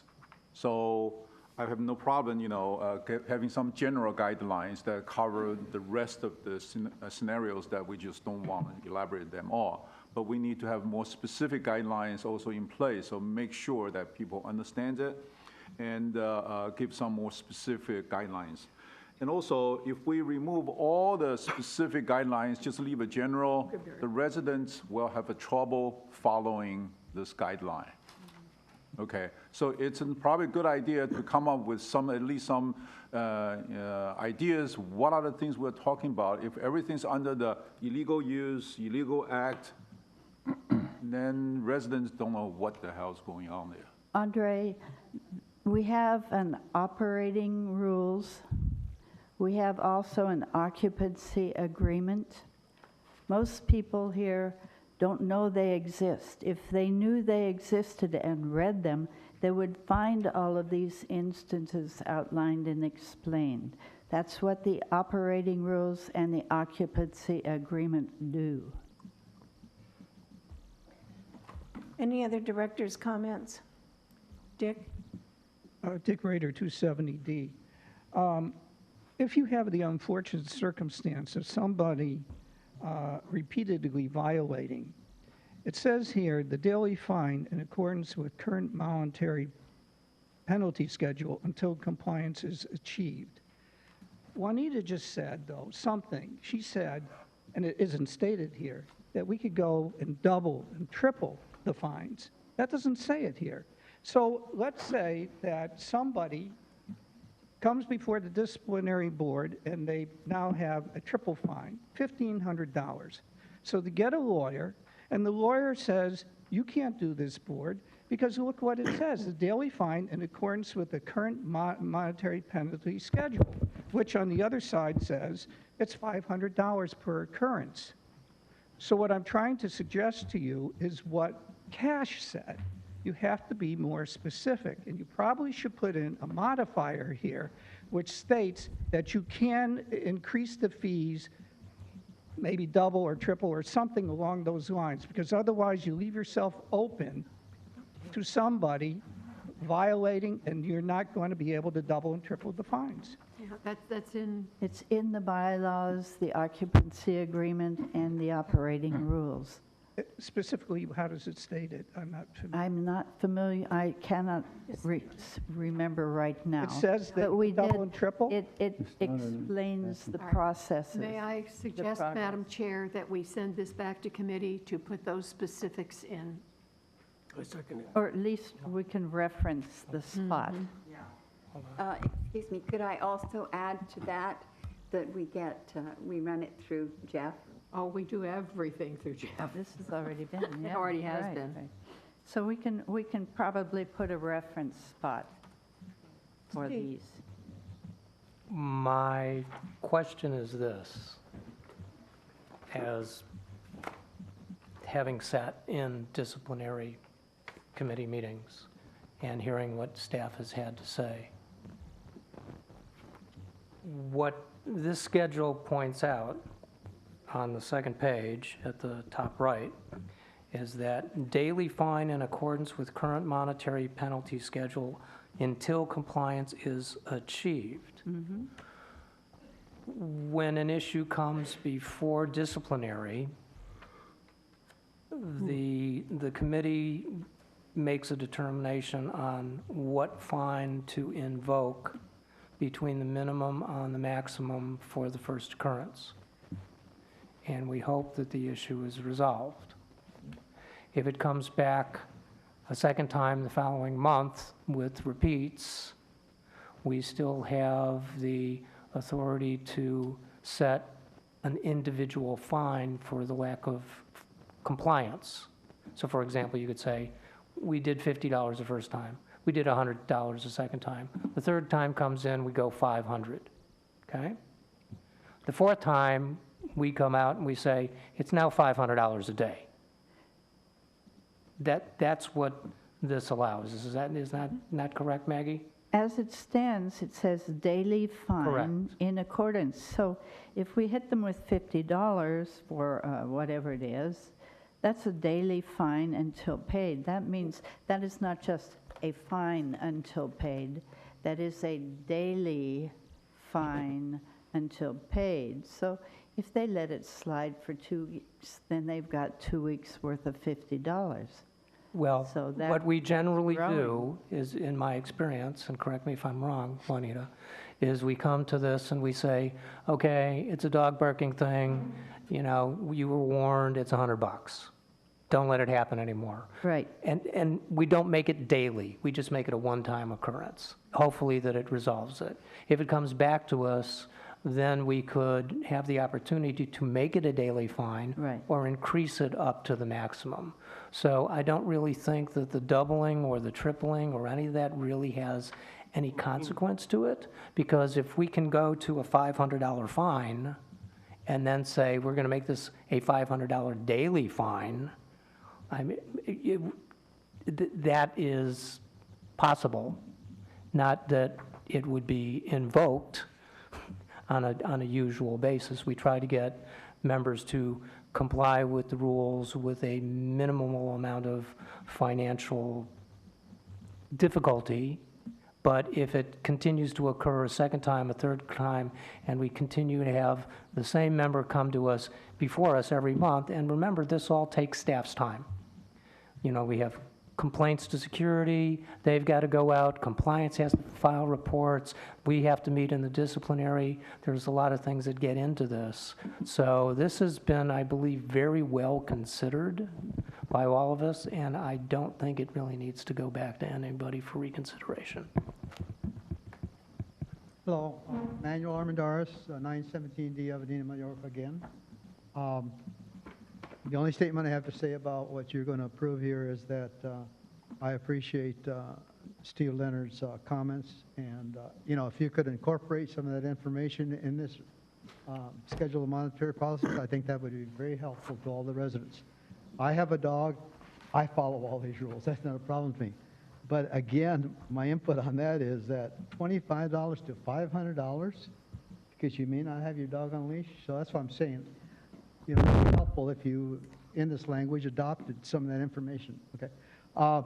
The other questions I have is that you've struck out this line here on unauthorized illegal use, alteration of GRF facilities, property, or equipment, and that had a range of 500 to 200. Did that exist before, and are you now eliminating it? And then on the last item there, residence occupancy, so on, advertising subleases short in duration than 90 days, that on my copy is a light gray. So those are just two questions that That is an addition. The addition is the advertising subleases. That's an addition. The unauthorized illegal use alteration of GRF facilities is not a united matter. So that should have never been in our chart in the first place. Just like we took out the golf fines. Barbara Copley, United. I'm on this committee, but I don't have a vote. I'm only an advisor. We don't have your address. Pardon me? We don't have your address. United. That's what I always say. But that's not Anyway, good. I don't think. You're out of order, Barbara. 410D. Thank you. And dog. Anyway, I don't think you have to send this back. We worked very hard on all of this. It's also had staff oversight, and they're very good at this. You're under Civil Code 5310, 5850. I mean, and what has been done with real purpose. I think you've covered everything. I would like to see you vote on this, and don't send it back for further work. Thank you. Any other comments, Lori? So can we, at the bottom of the table, put a footnote with the reference to where fines can increase on even up to a daily basis? It's in the bylaws, and it's on the second page here. Subsequent, it's top of the second page, second or subsequent violations of the same rule. Yeah, it's not just the Page chart 3 that of you 3. see. You have to read farther. Page 3 of 3 at the very top.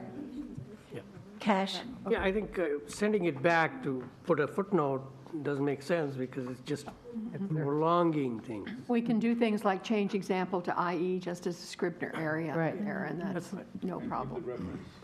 Gary? Maybe we should insert where it says daily fine from $25 to $500 in accordance with current monetary penalty schedule, which would define it. Up in the corner. Define it how? I mean, that's what it 25. says. That's No, what it it says. doesn't say. Wait, well, you can see the range of penalties, so you don't need to repeat it in that box. Any other comments? So did we have a motion? Yes, we have a motion, and we have, Second. yes, so I'm asking for all of those of you that approve the motion. Wait, I Oh, still I'm have- sorry, Cash? Can we just amend a note saying i.e. that Lori was talking about and pass it?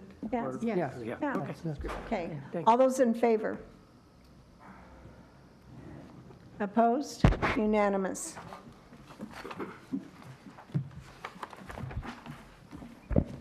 Under item 14C, do I have a motion? I make a motion. Second? I'll second. Okay, all right. No second? Is there discussion?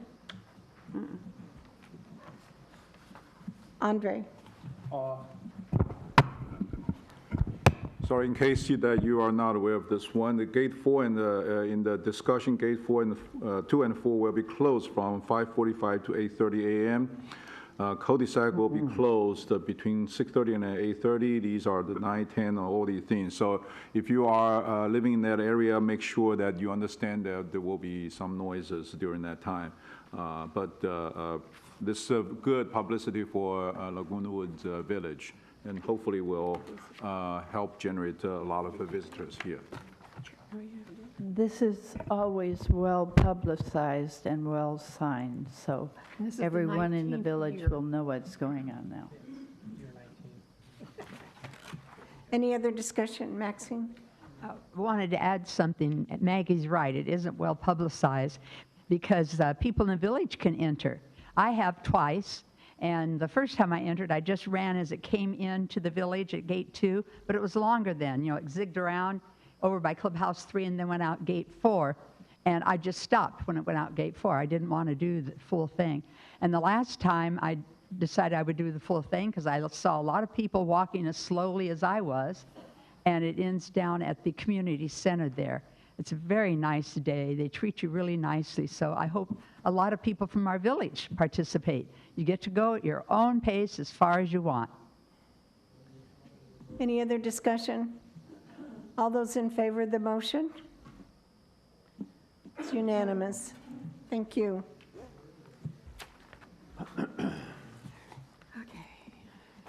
We're on item number 14B, the introductions of candidates for the appointment of United Board to fill our 2 vacancies that we have. And the term of this particular board positions will be ending at the end of 2017. No. October. October, well, I don't have- October 2000. October, I'm sorry, October 2017. Okay, so I just want to make an announcement that Ronald Blender has withdrawn his request for the application and the appointment. So we have 4 candidates, and the first candidate, and excuse me if I pronounce your name incorrectly, Manny. 2-minute statement. 2 positions. No, 2-minute statements. Oh, I'm sorry, excuse me. I'm kind of new at this. We do have a 2-minute limit, and so Manuel Armendez. Thank you, I'm sorry. Anyway, could you please give us your 2-minute statement?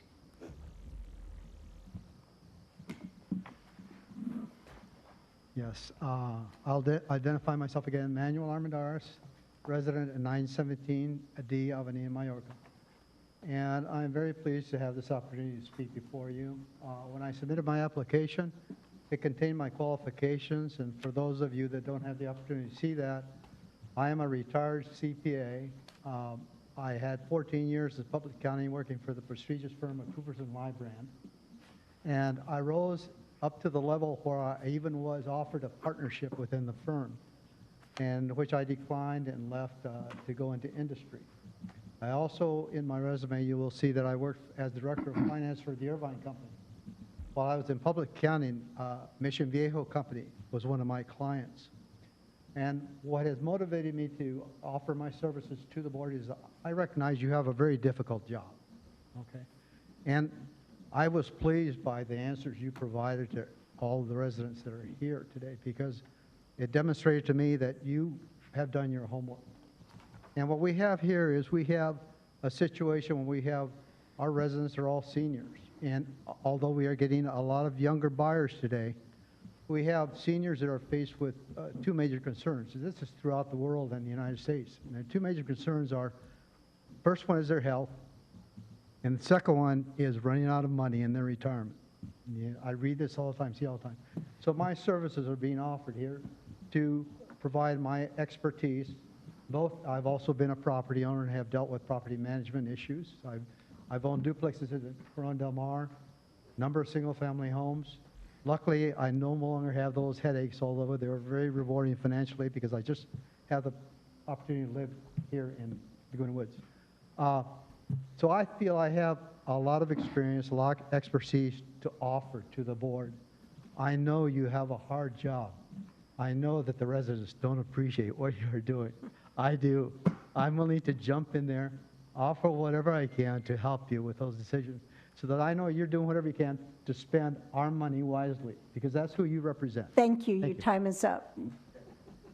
Well, do you want to ask questions while they're up there, or do you want to wait until the end? We'll ask. Okay. Our next candidate is Jack Bassler.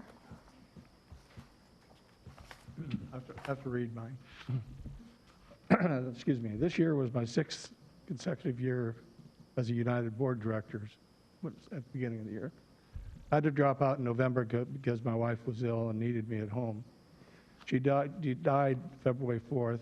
2 more months have passed, and I would now like to complete my last term after missing 5 months. Since this will be my 6th consecutive year, I will not be eligible for election again for the next election for another year. For those of you who don't know me, I've been on United boards for 8 years and the GRF board for 3. Laguna Woods Village has been managed by PCM, Russ Disbrow, Milt Johns, and Jerry Storage during that period. Now, in the 28 years I've lived here, I believe the biggest and best change in our community has been our present ownership of our VMS management company and our selection of Brad Hudson as CEO. Our responsibility as United board members have remained the same. Our primary duties are to watch how our landscaping, our housing, and utilities are being maintained, and our monthly assessments are kept within reason. Our input to GRF regarding all the other amenities we are just so fortunate to enjoy is important, but not our primary responsibility. I'd like to finish my total of 12 years of service to this community, knowing that we are going the right direction in providing the most satisfying living facilities for retired people in the state and maybe in the nation. Thank you. Thank you. Our next candidate is Riza Bastani.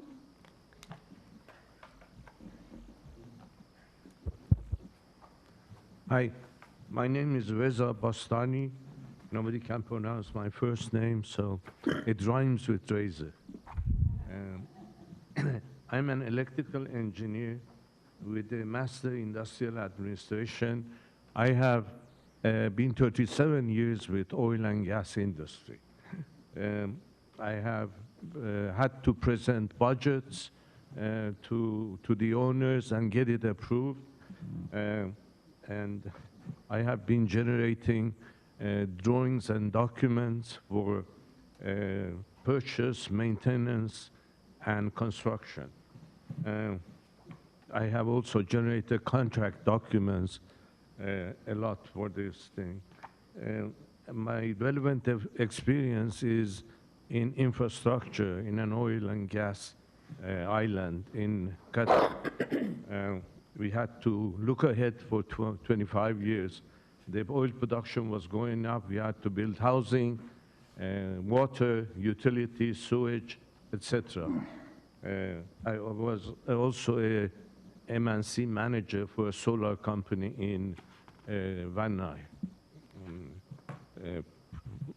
for about a year. That's all. Thank you. Our next and last candidate is Maxine McIntosh.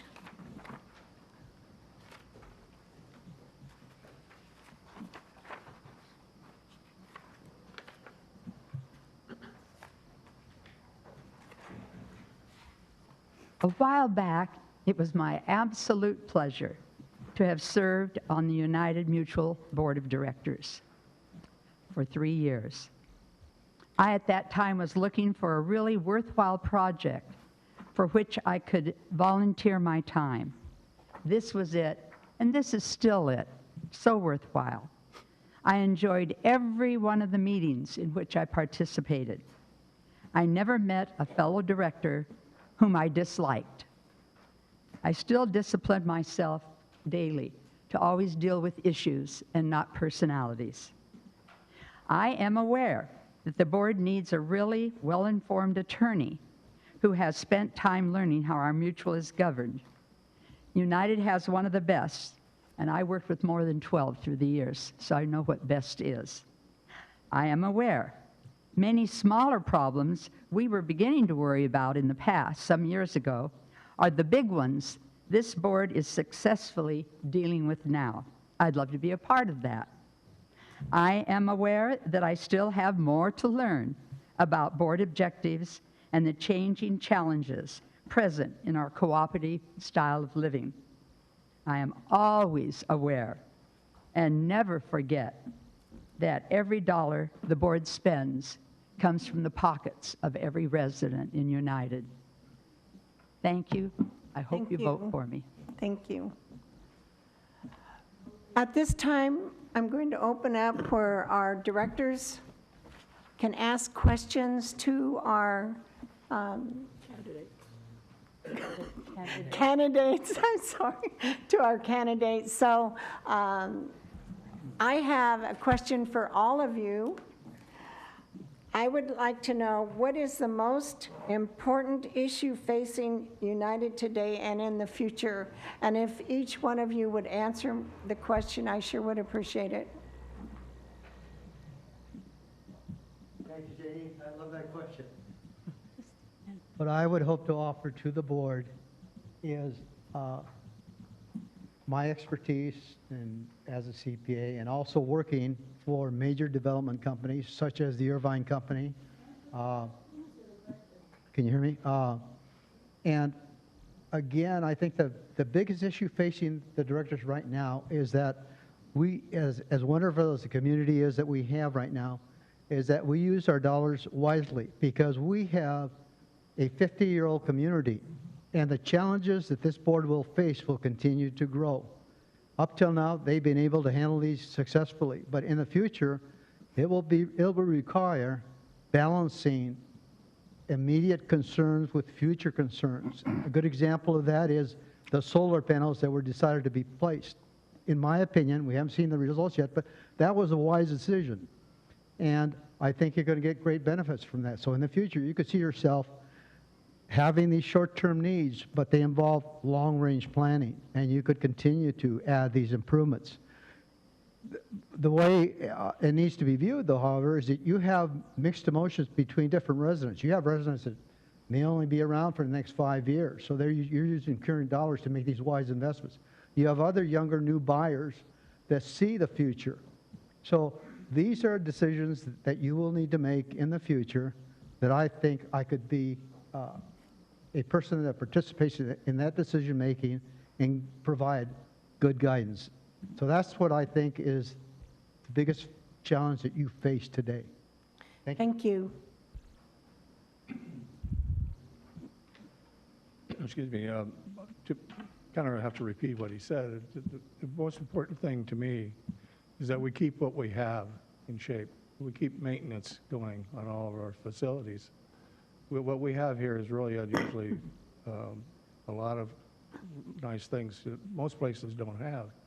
And keeping them up, to me, is the most important thing, because I see someday we're 50 years old. someday we're going to be facing some real big expenses.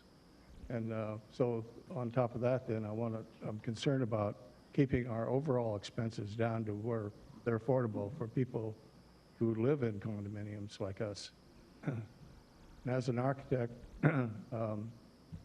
it's really important to me that we pay attention to what looks best for our community and that we don't spend money foolishly, that when we do something construction-wise, we do what's makes sense, really, construction-wise, structurally and so forth, and not overdo it. Basically, that's it. Thank you.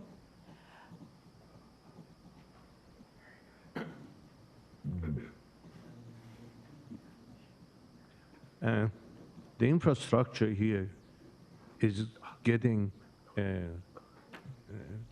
into a point that it may need a great deal of effort because the houses are old and the infrastructure is failing. So that's one of the biggest issues, I think, which you will be confronted in coming years. So somebody with that experience, I guess, can provide quite help to this board. And I think I have that experience. Thank you. Thank you.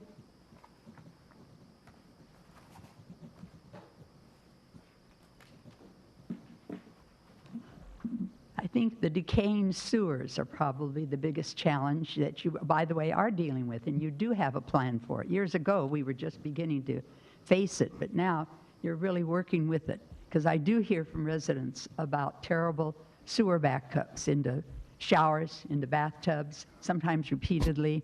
And I know that you're trying to keep up with that, trying to get ahead all the time. I think that must be a really big challenge. And I'm aware that you're working hard to keep the reserves comfortably above that baseline. Otherwise, that could be a big challenge. I don't see it as one now. You've been doing a good job on that. Thank you. I open this up to director's questions. Anybody have any questions for the candidate? Yeah. Don? I have a question for Risa and Manuel. Be the same question. I know how the others, I know their experience, but I don't know your experience specifically involving united committees. Have you been involved in any united committees? No. Okay, that's all I wanted to know. Yes or no? Thank you. How about you, Manuel? Yes, I served on the Select Audit Committee, this most recent one. The which committee? Select Audit Committee. The audit committee that works with the CPA firm, KPMG, in the process that committee goes through in providing input on their audit and so on, make sure it proceeds in the right avenues. Okay, thank you. Did that answer your question? Thank you. That answer? Gary? From each of you, I would like to know what your plan would be for the infrastructure and the money that we're going to need to repair the infrastructure throughout Laguna Woods, and what would be your plan? One of the things you may not see on my resume is that I was also, when I worked for the Irvine Company, I was treasurer of the Irvine Ranch Water District. And we're fortunate here in Southern California that we have 3 of the best districts dealing with the water issues. And that's that we have the Irvine Ranch Water District, we have Molten Niguel, and we have El Toro. And they have dealt with some of these issues. For example, when I worked for the Irvine Company, it was way back, late 60s, and I became treasurer of the Irvine Ranch Water District.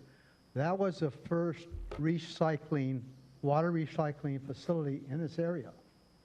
And what has resulted from that is that now, I don't know what the situation is here in this community, but that's one of the things I want to look at, is that have we maximized the use of recycled water throughout the community?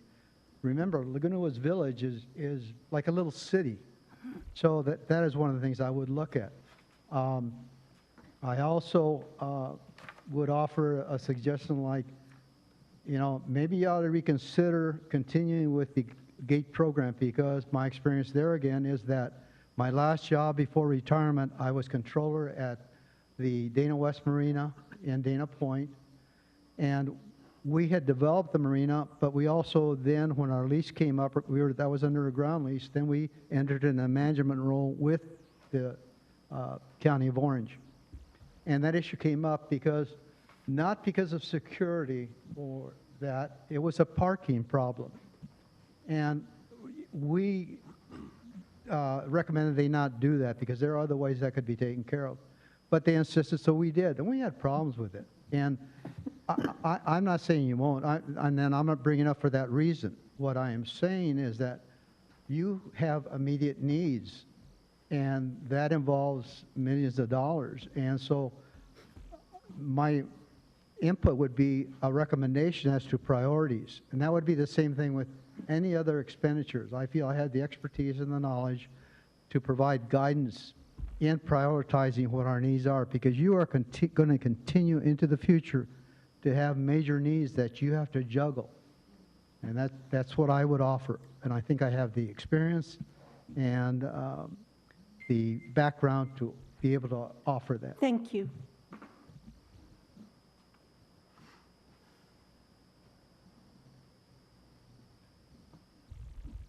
Regarding infrastructure, I think we need to do a comprehensive study first before jumping into it. And as building the drawings is very important, and we don't have as-built drawings in this community.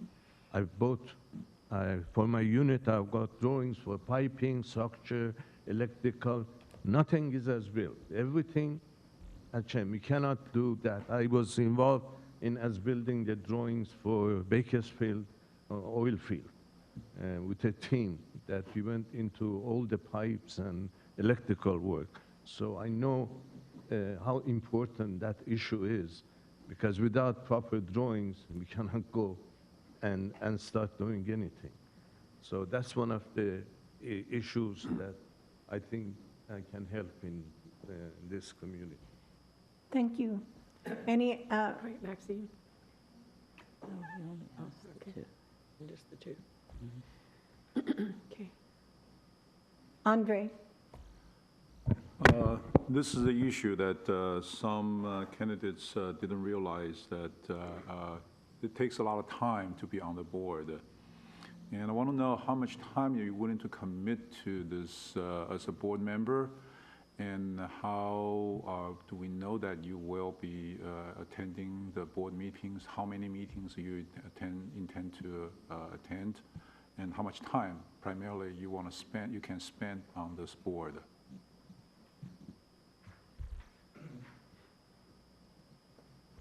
I know very well how much time it takes to be on this board. I've been on it this is my 6th year this time. I was on it 3 years before. And I was 3 years on GRF board. And I have the time. I mean, I wouldn't want to be on the board if I didn't take the time to be at the meetings and and you have to be on committees. You have to take part in what's going on. But I'd want to be there to watch what's going on, so you have to be available all the time. Any specific number, like 20, 30, 40, Well, 80 hours? So it varies. Some people say it's 40 hours, a week. If you count the time at home plus the time here, it probably is that. And I can do that.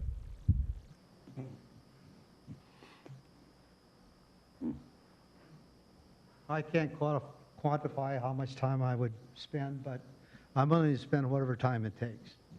And I know when I worked on the Select Audit Committee that I didn't just read what I was provided. I did what I consider a financial analysis.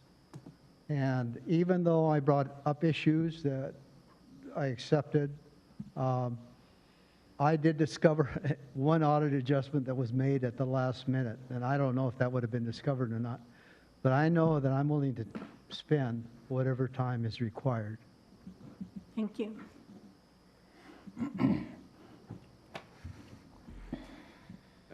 I am retired, so I don't have very much to do, so I can also spend as much time that is maybe required. Thank you. Maxine?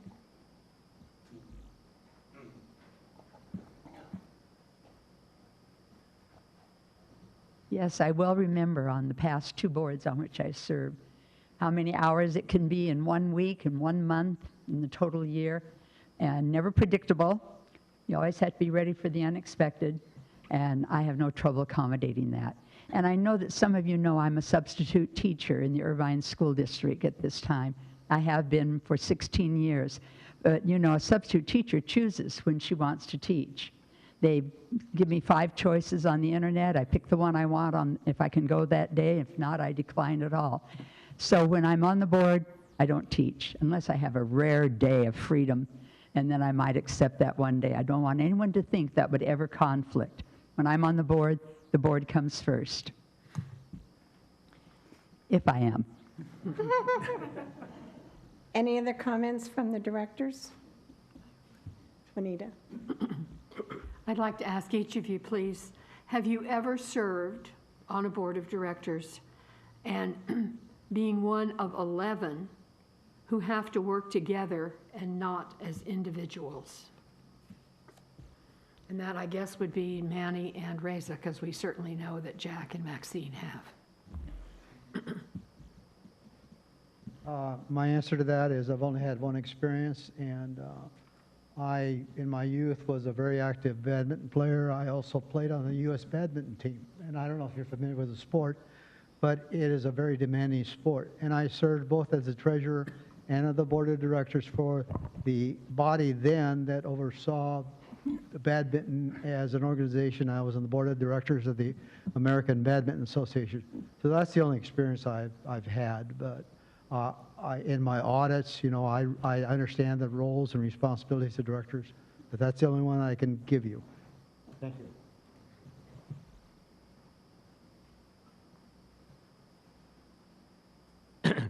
I have attended a lot of board meetings because I have had to propose the budget for my projects with justification and get it approved.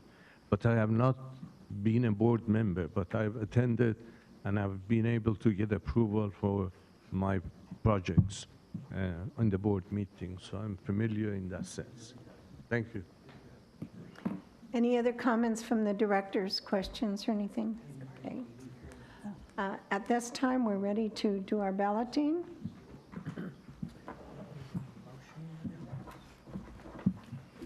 You need a motion? Thank you, Leslie.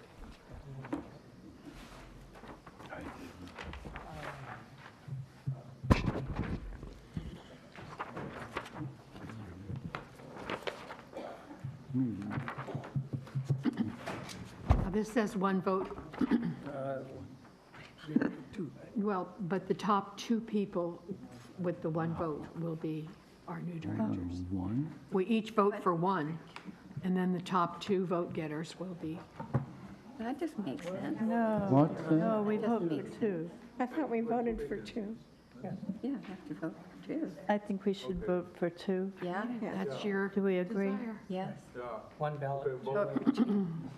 Vote for 2. We vote for 2. Would you please announce the procedure?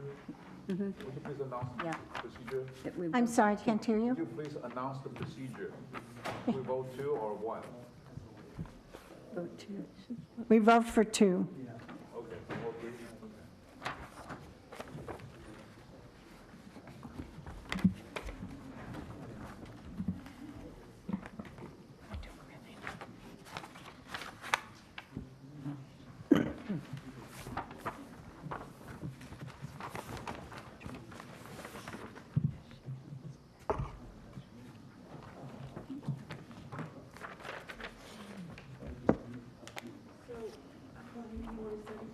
Do you and Leslie want a tally? Of course not.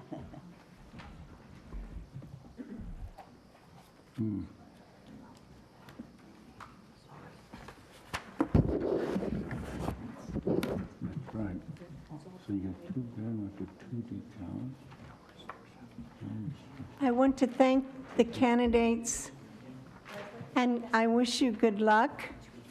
And at the same time, please get involved with our committees if you are not seated at this time, and think about our election that we will have at the end of the year in October. Thank you so much for showing us your interest.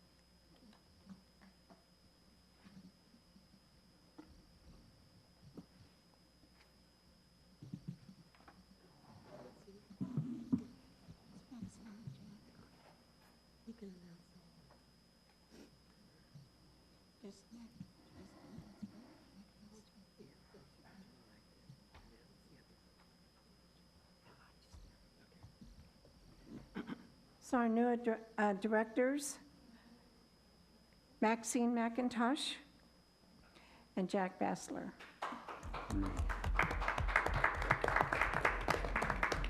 Thank you so much for our candidates. I appreciate it. We all, the board. So we would like to seat you, sorry, but over at the table. A little reserved on- table. On the far right.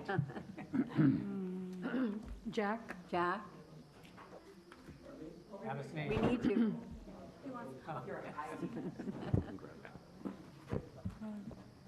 Good, we need At experience. this time now, we will hold the elections of officers by nomination. So do I have a motion to open the nominations? I move we open the nomination. Been moved and seconded to open nominations for the board officers. Do we have any nominations for president? I nominate Juanita. I'll second that. Are there any other nominations for president? Do we do a acclamation? Do you accept?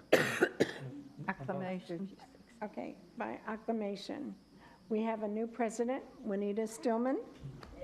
Hey, Juanita. We have nominations open for first vice president. I nominate Janie Dorrell. I second that. Okay. Any other nominations? Okay. All those in favor? We go by whatever. Acclamation. Affirmation. Acclamation. Thank you. Second vice president? I didn't see hands over here for you two. No. Yeah. By acclamation. Okay. Second vice president? Done. Maxine? I nominate Cash. Second that. That's going to be Are treasurer. there any other nominations? Maggie? Don Tibbetts? Yeah, Are you being nominated? yes. I'll second that then. You're going to, We don't need a second, we need his willingness to serve. Oh, if sorry. elected. Are you willing to serve? oh, yeah, I'll serve, I don't mind, but are two of us running? No. Yes. Then- So far, Drop unless out. there's any more nominations. So it's Dawn and Cash? So do we need a ballot on that? You could drop out of this thing. And then I nominate, we're conniving. They just put you on it. No, they didn't. Yes, they are, that's why we're voting. You're on the mic. Thank you. I'm not on it. For second bias. Seconded you.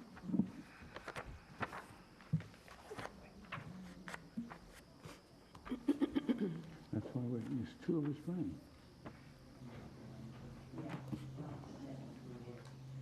You know, I don't think, this isn't very clear. I really don't know what we're doing right now. What you do is you write in either Dawn or Cash. Oh, this Where is it says just, second vice Yes, president. this is just for second vice Right, right. president. Yes, it is. It's either Don or Cash. Yeah, Right, we'll have right. another ballot. Oh, Yeah. oh, I thought you said, yeah.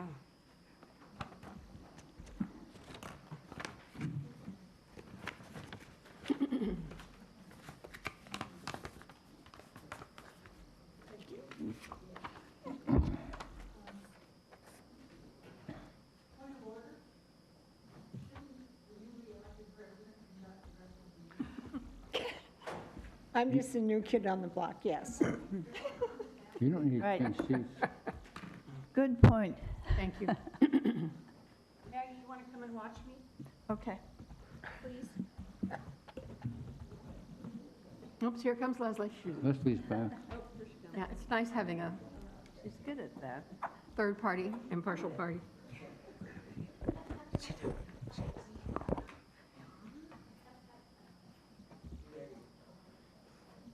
Thank you.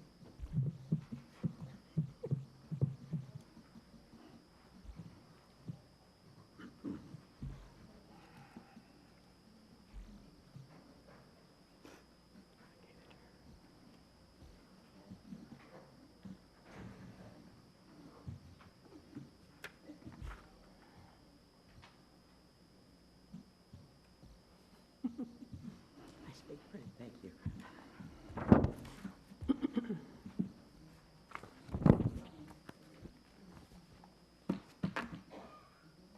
Thank you.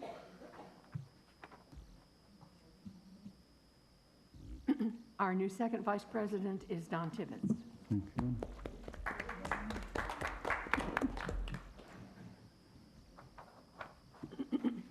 All right, now we will have election for secretary. And I'd like to start it off by nominating Maggie Blackwell. I'll second that. Good. Are there any other nominations for secretary? Seeing none. Maggie, you are elected by acclamation. Thank you. Okay, and for treasurer, do I have any nominations for treasurer? Maggie? Gary Morrison? Okay, any other nominations for treasurer? Don? Yes, I nominate Pat English. Okay. Any more nominations for treasurer? If so, we'll commence balloting. Leslie? Please write in your choice of either Pat or Gary on the line that says treasurer. Oh, I know.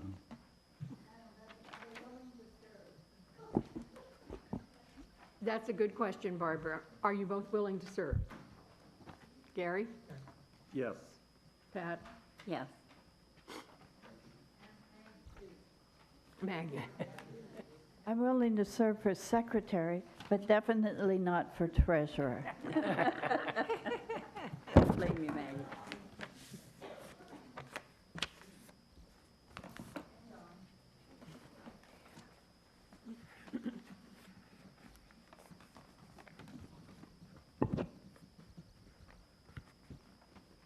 me to take them?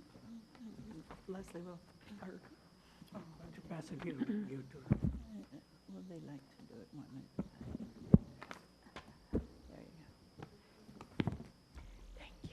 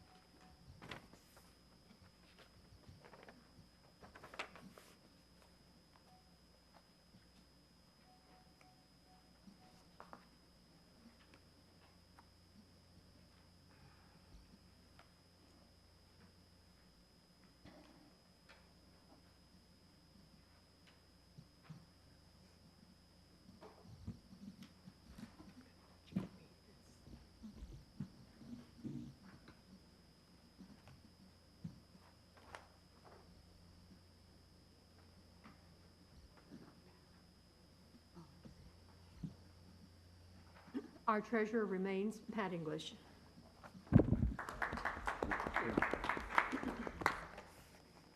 Resolved on April 11, 2017, pursuant to United Laguna Woods Mutual Bylaws, Article 9, which sets guidelines, terms, and responsibilities for the election of officers to this corporation. The following persons are hereby elected to the office indicated next to their names to serve. President Juanita Skillman, First Vice President Janie Durrell, Second Vice President Don Tibbetts, Secretary Maggie Blackwell, Treasurer Pat English. Reserved further that the following staff persons are hereby appointed as non-voting ex officio officers of this corporation. Bradley Hudson, Vice President ex officio, Lori Moss, Vice President ex officio. Resolved further that Resolution 01-16-108, adopted November 8, 2016, is hereby amended to the extent that it differs. And resolved further that the officers and agents of this corporation are directed on behalf of the corporation to carry out this resolution. Thank you, Maggie. Do I have a motion to approve this resolution? I may go. Cash, and a second? A second. Andre. Okay, everyone in favor of this resolution, please raise your hand. Any opposed? Okay, it is passed unanimously. I'd like to first and foremost thank all of you who did come, and for those of you who are watching us on TV. The meeting is going to be recessed to reconvene to the executive session in the Willow Room at the Community Center. And our next meeting will be May 9th in here, the Laguna Woods City Hall Chamber Councilors meeting. Point of order, are you going to have director's comments at the end? Yes. Or did you decide to forego that? We cut that out this time because of the length of the election, but if there are director comments, we kind of put those into our executive session. Yeah. I would like to welcome Jack and Maxine to the board. They've both been great board members wherever they've been, so I'm looking forward to having them with us. And to the people that applied for it too, thank you for their service. Thank you. I'd like to make a comment and just tell you it's been a privilege and a pleasure to serve you as the sitting president of the United Board. And I really want to thank everybody for your wonderful support for the last 2 months. And maybe I'll see you back someday sitting here as president. I'd like to make a comment. This is for people in TV land. Zoom in through the gate in the visitor's lane. You are the one out of order. Residents should go in the residence lane. If you zoom in through the visitors lane, you are then out of time and you are screwing up the process. It is your problem that you are having difficulty then weaving in because the other person are expecting a slowdown. So be slow, even if you go through the guest line as a resident. Do not use it as a shortcut to evade the line. And the second thing is, if you make a complaint to compliance, it is anonymous. Your information is taken for the report and needs to be taken for the report, but your information is not relayed to the contact item, to the contact person or the target person. So there is anonymity for you, there is protection. So do not be afraid of repercussions from us telling anyone that you have complained. Thank you. Maxine, you've already had your comment. No, I'm kidding. Oh, we're off to a great start here. Thank you. I wanted to remind everyone in United that tomorrow is the monthly bulky item pickup by the trash receptacles.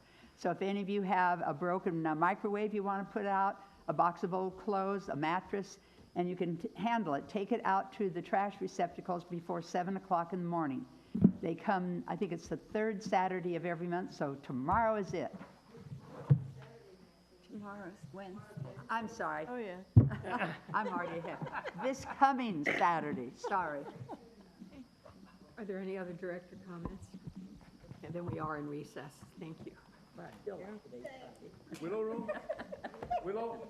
Congratulations, Willow? Carol. Congratulations. Willow, yes. Juanita, congratulations.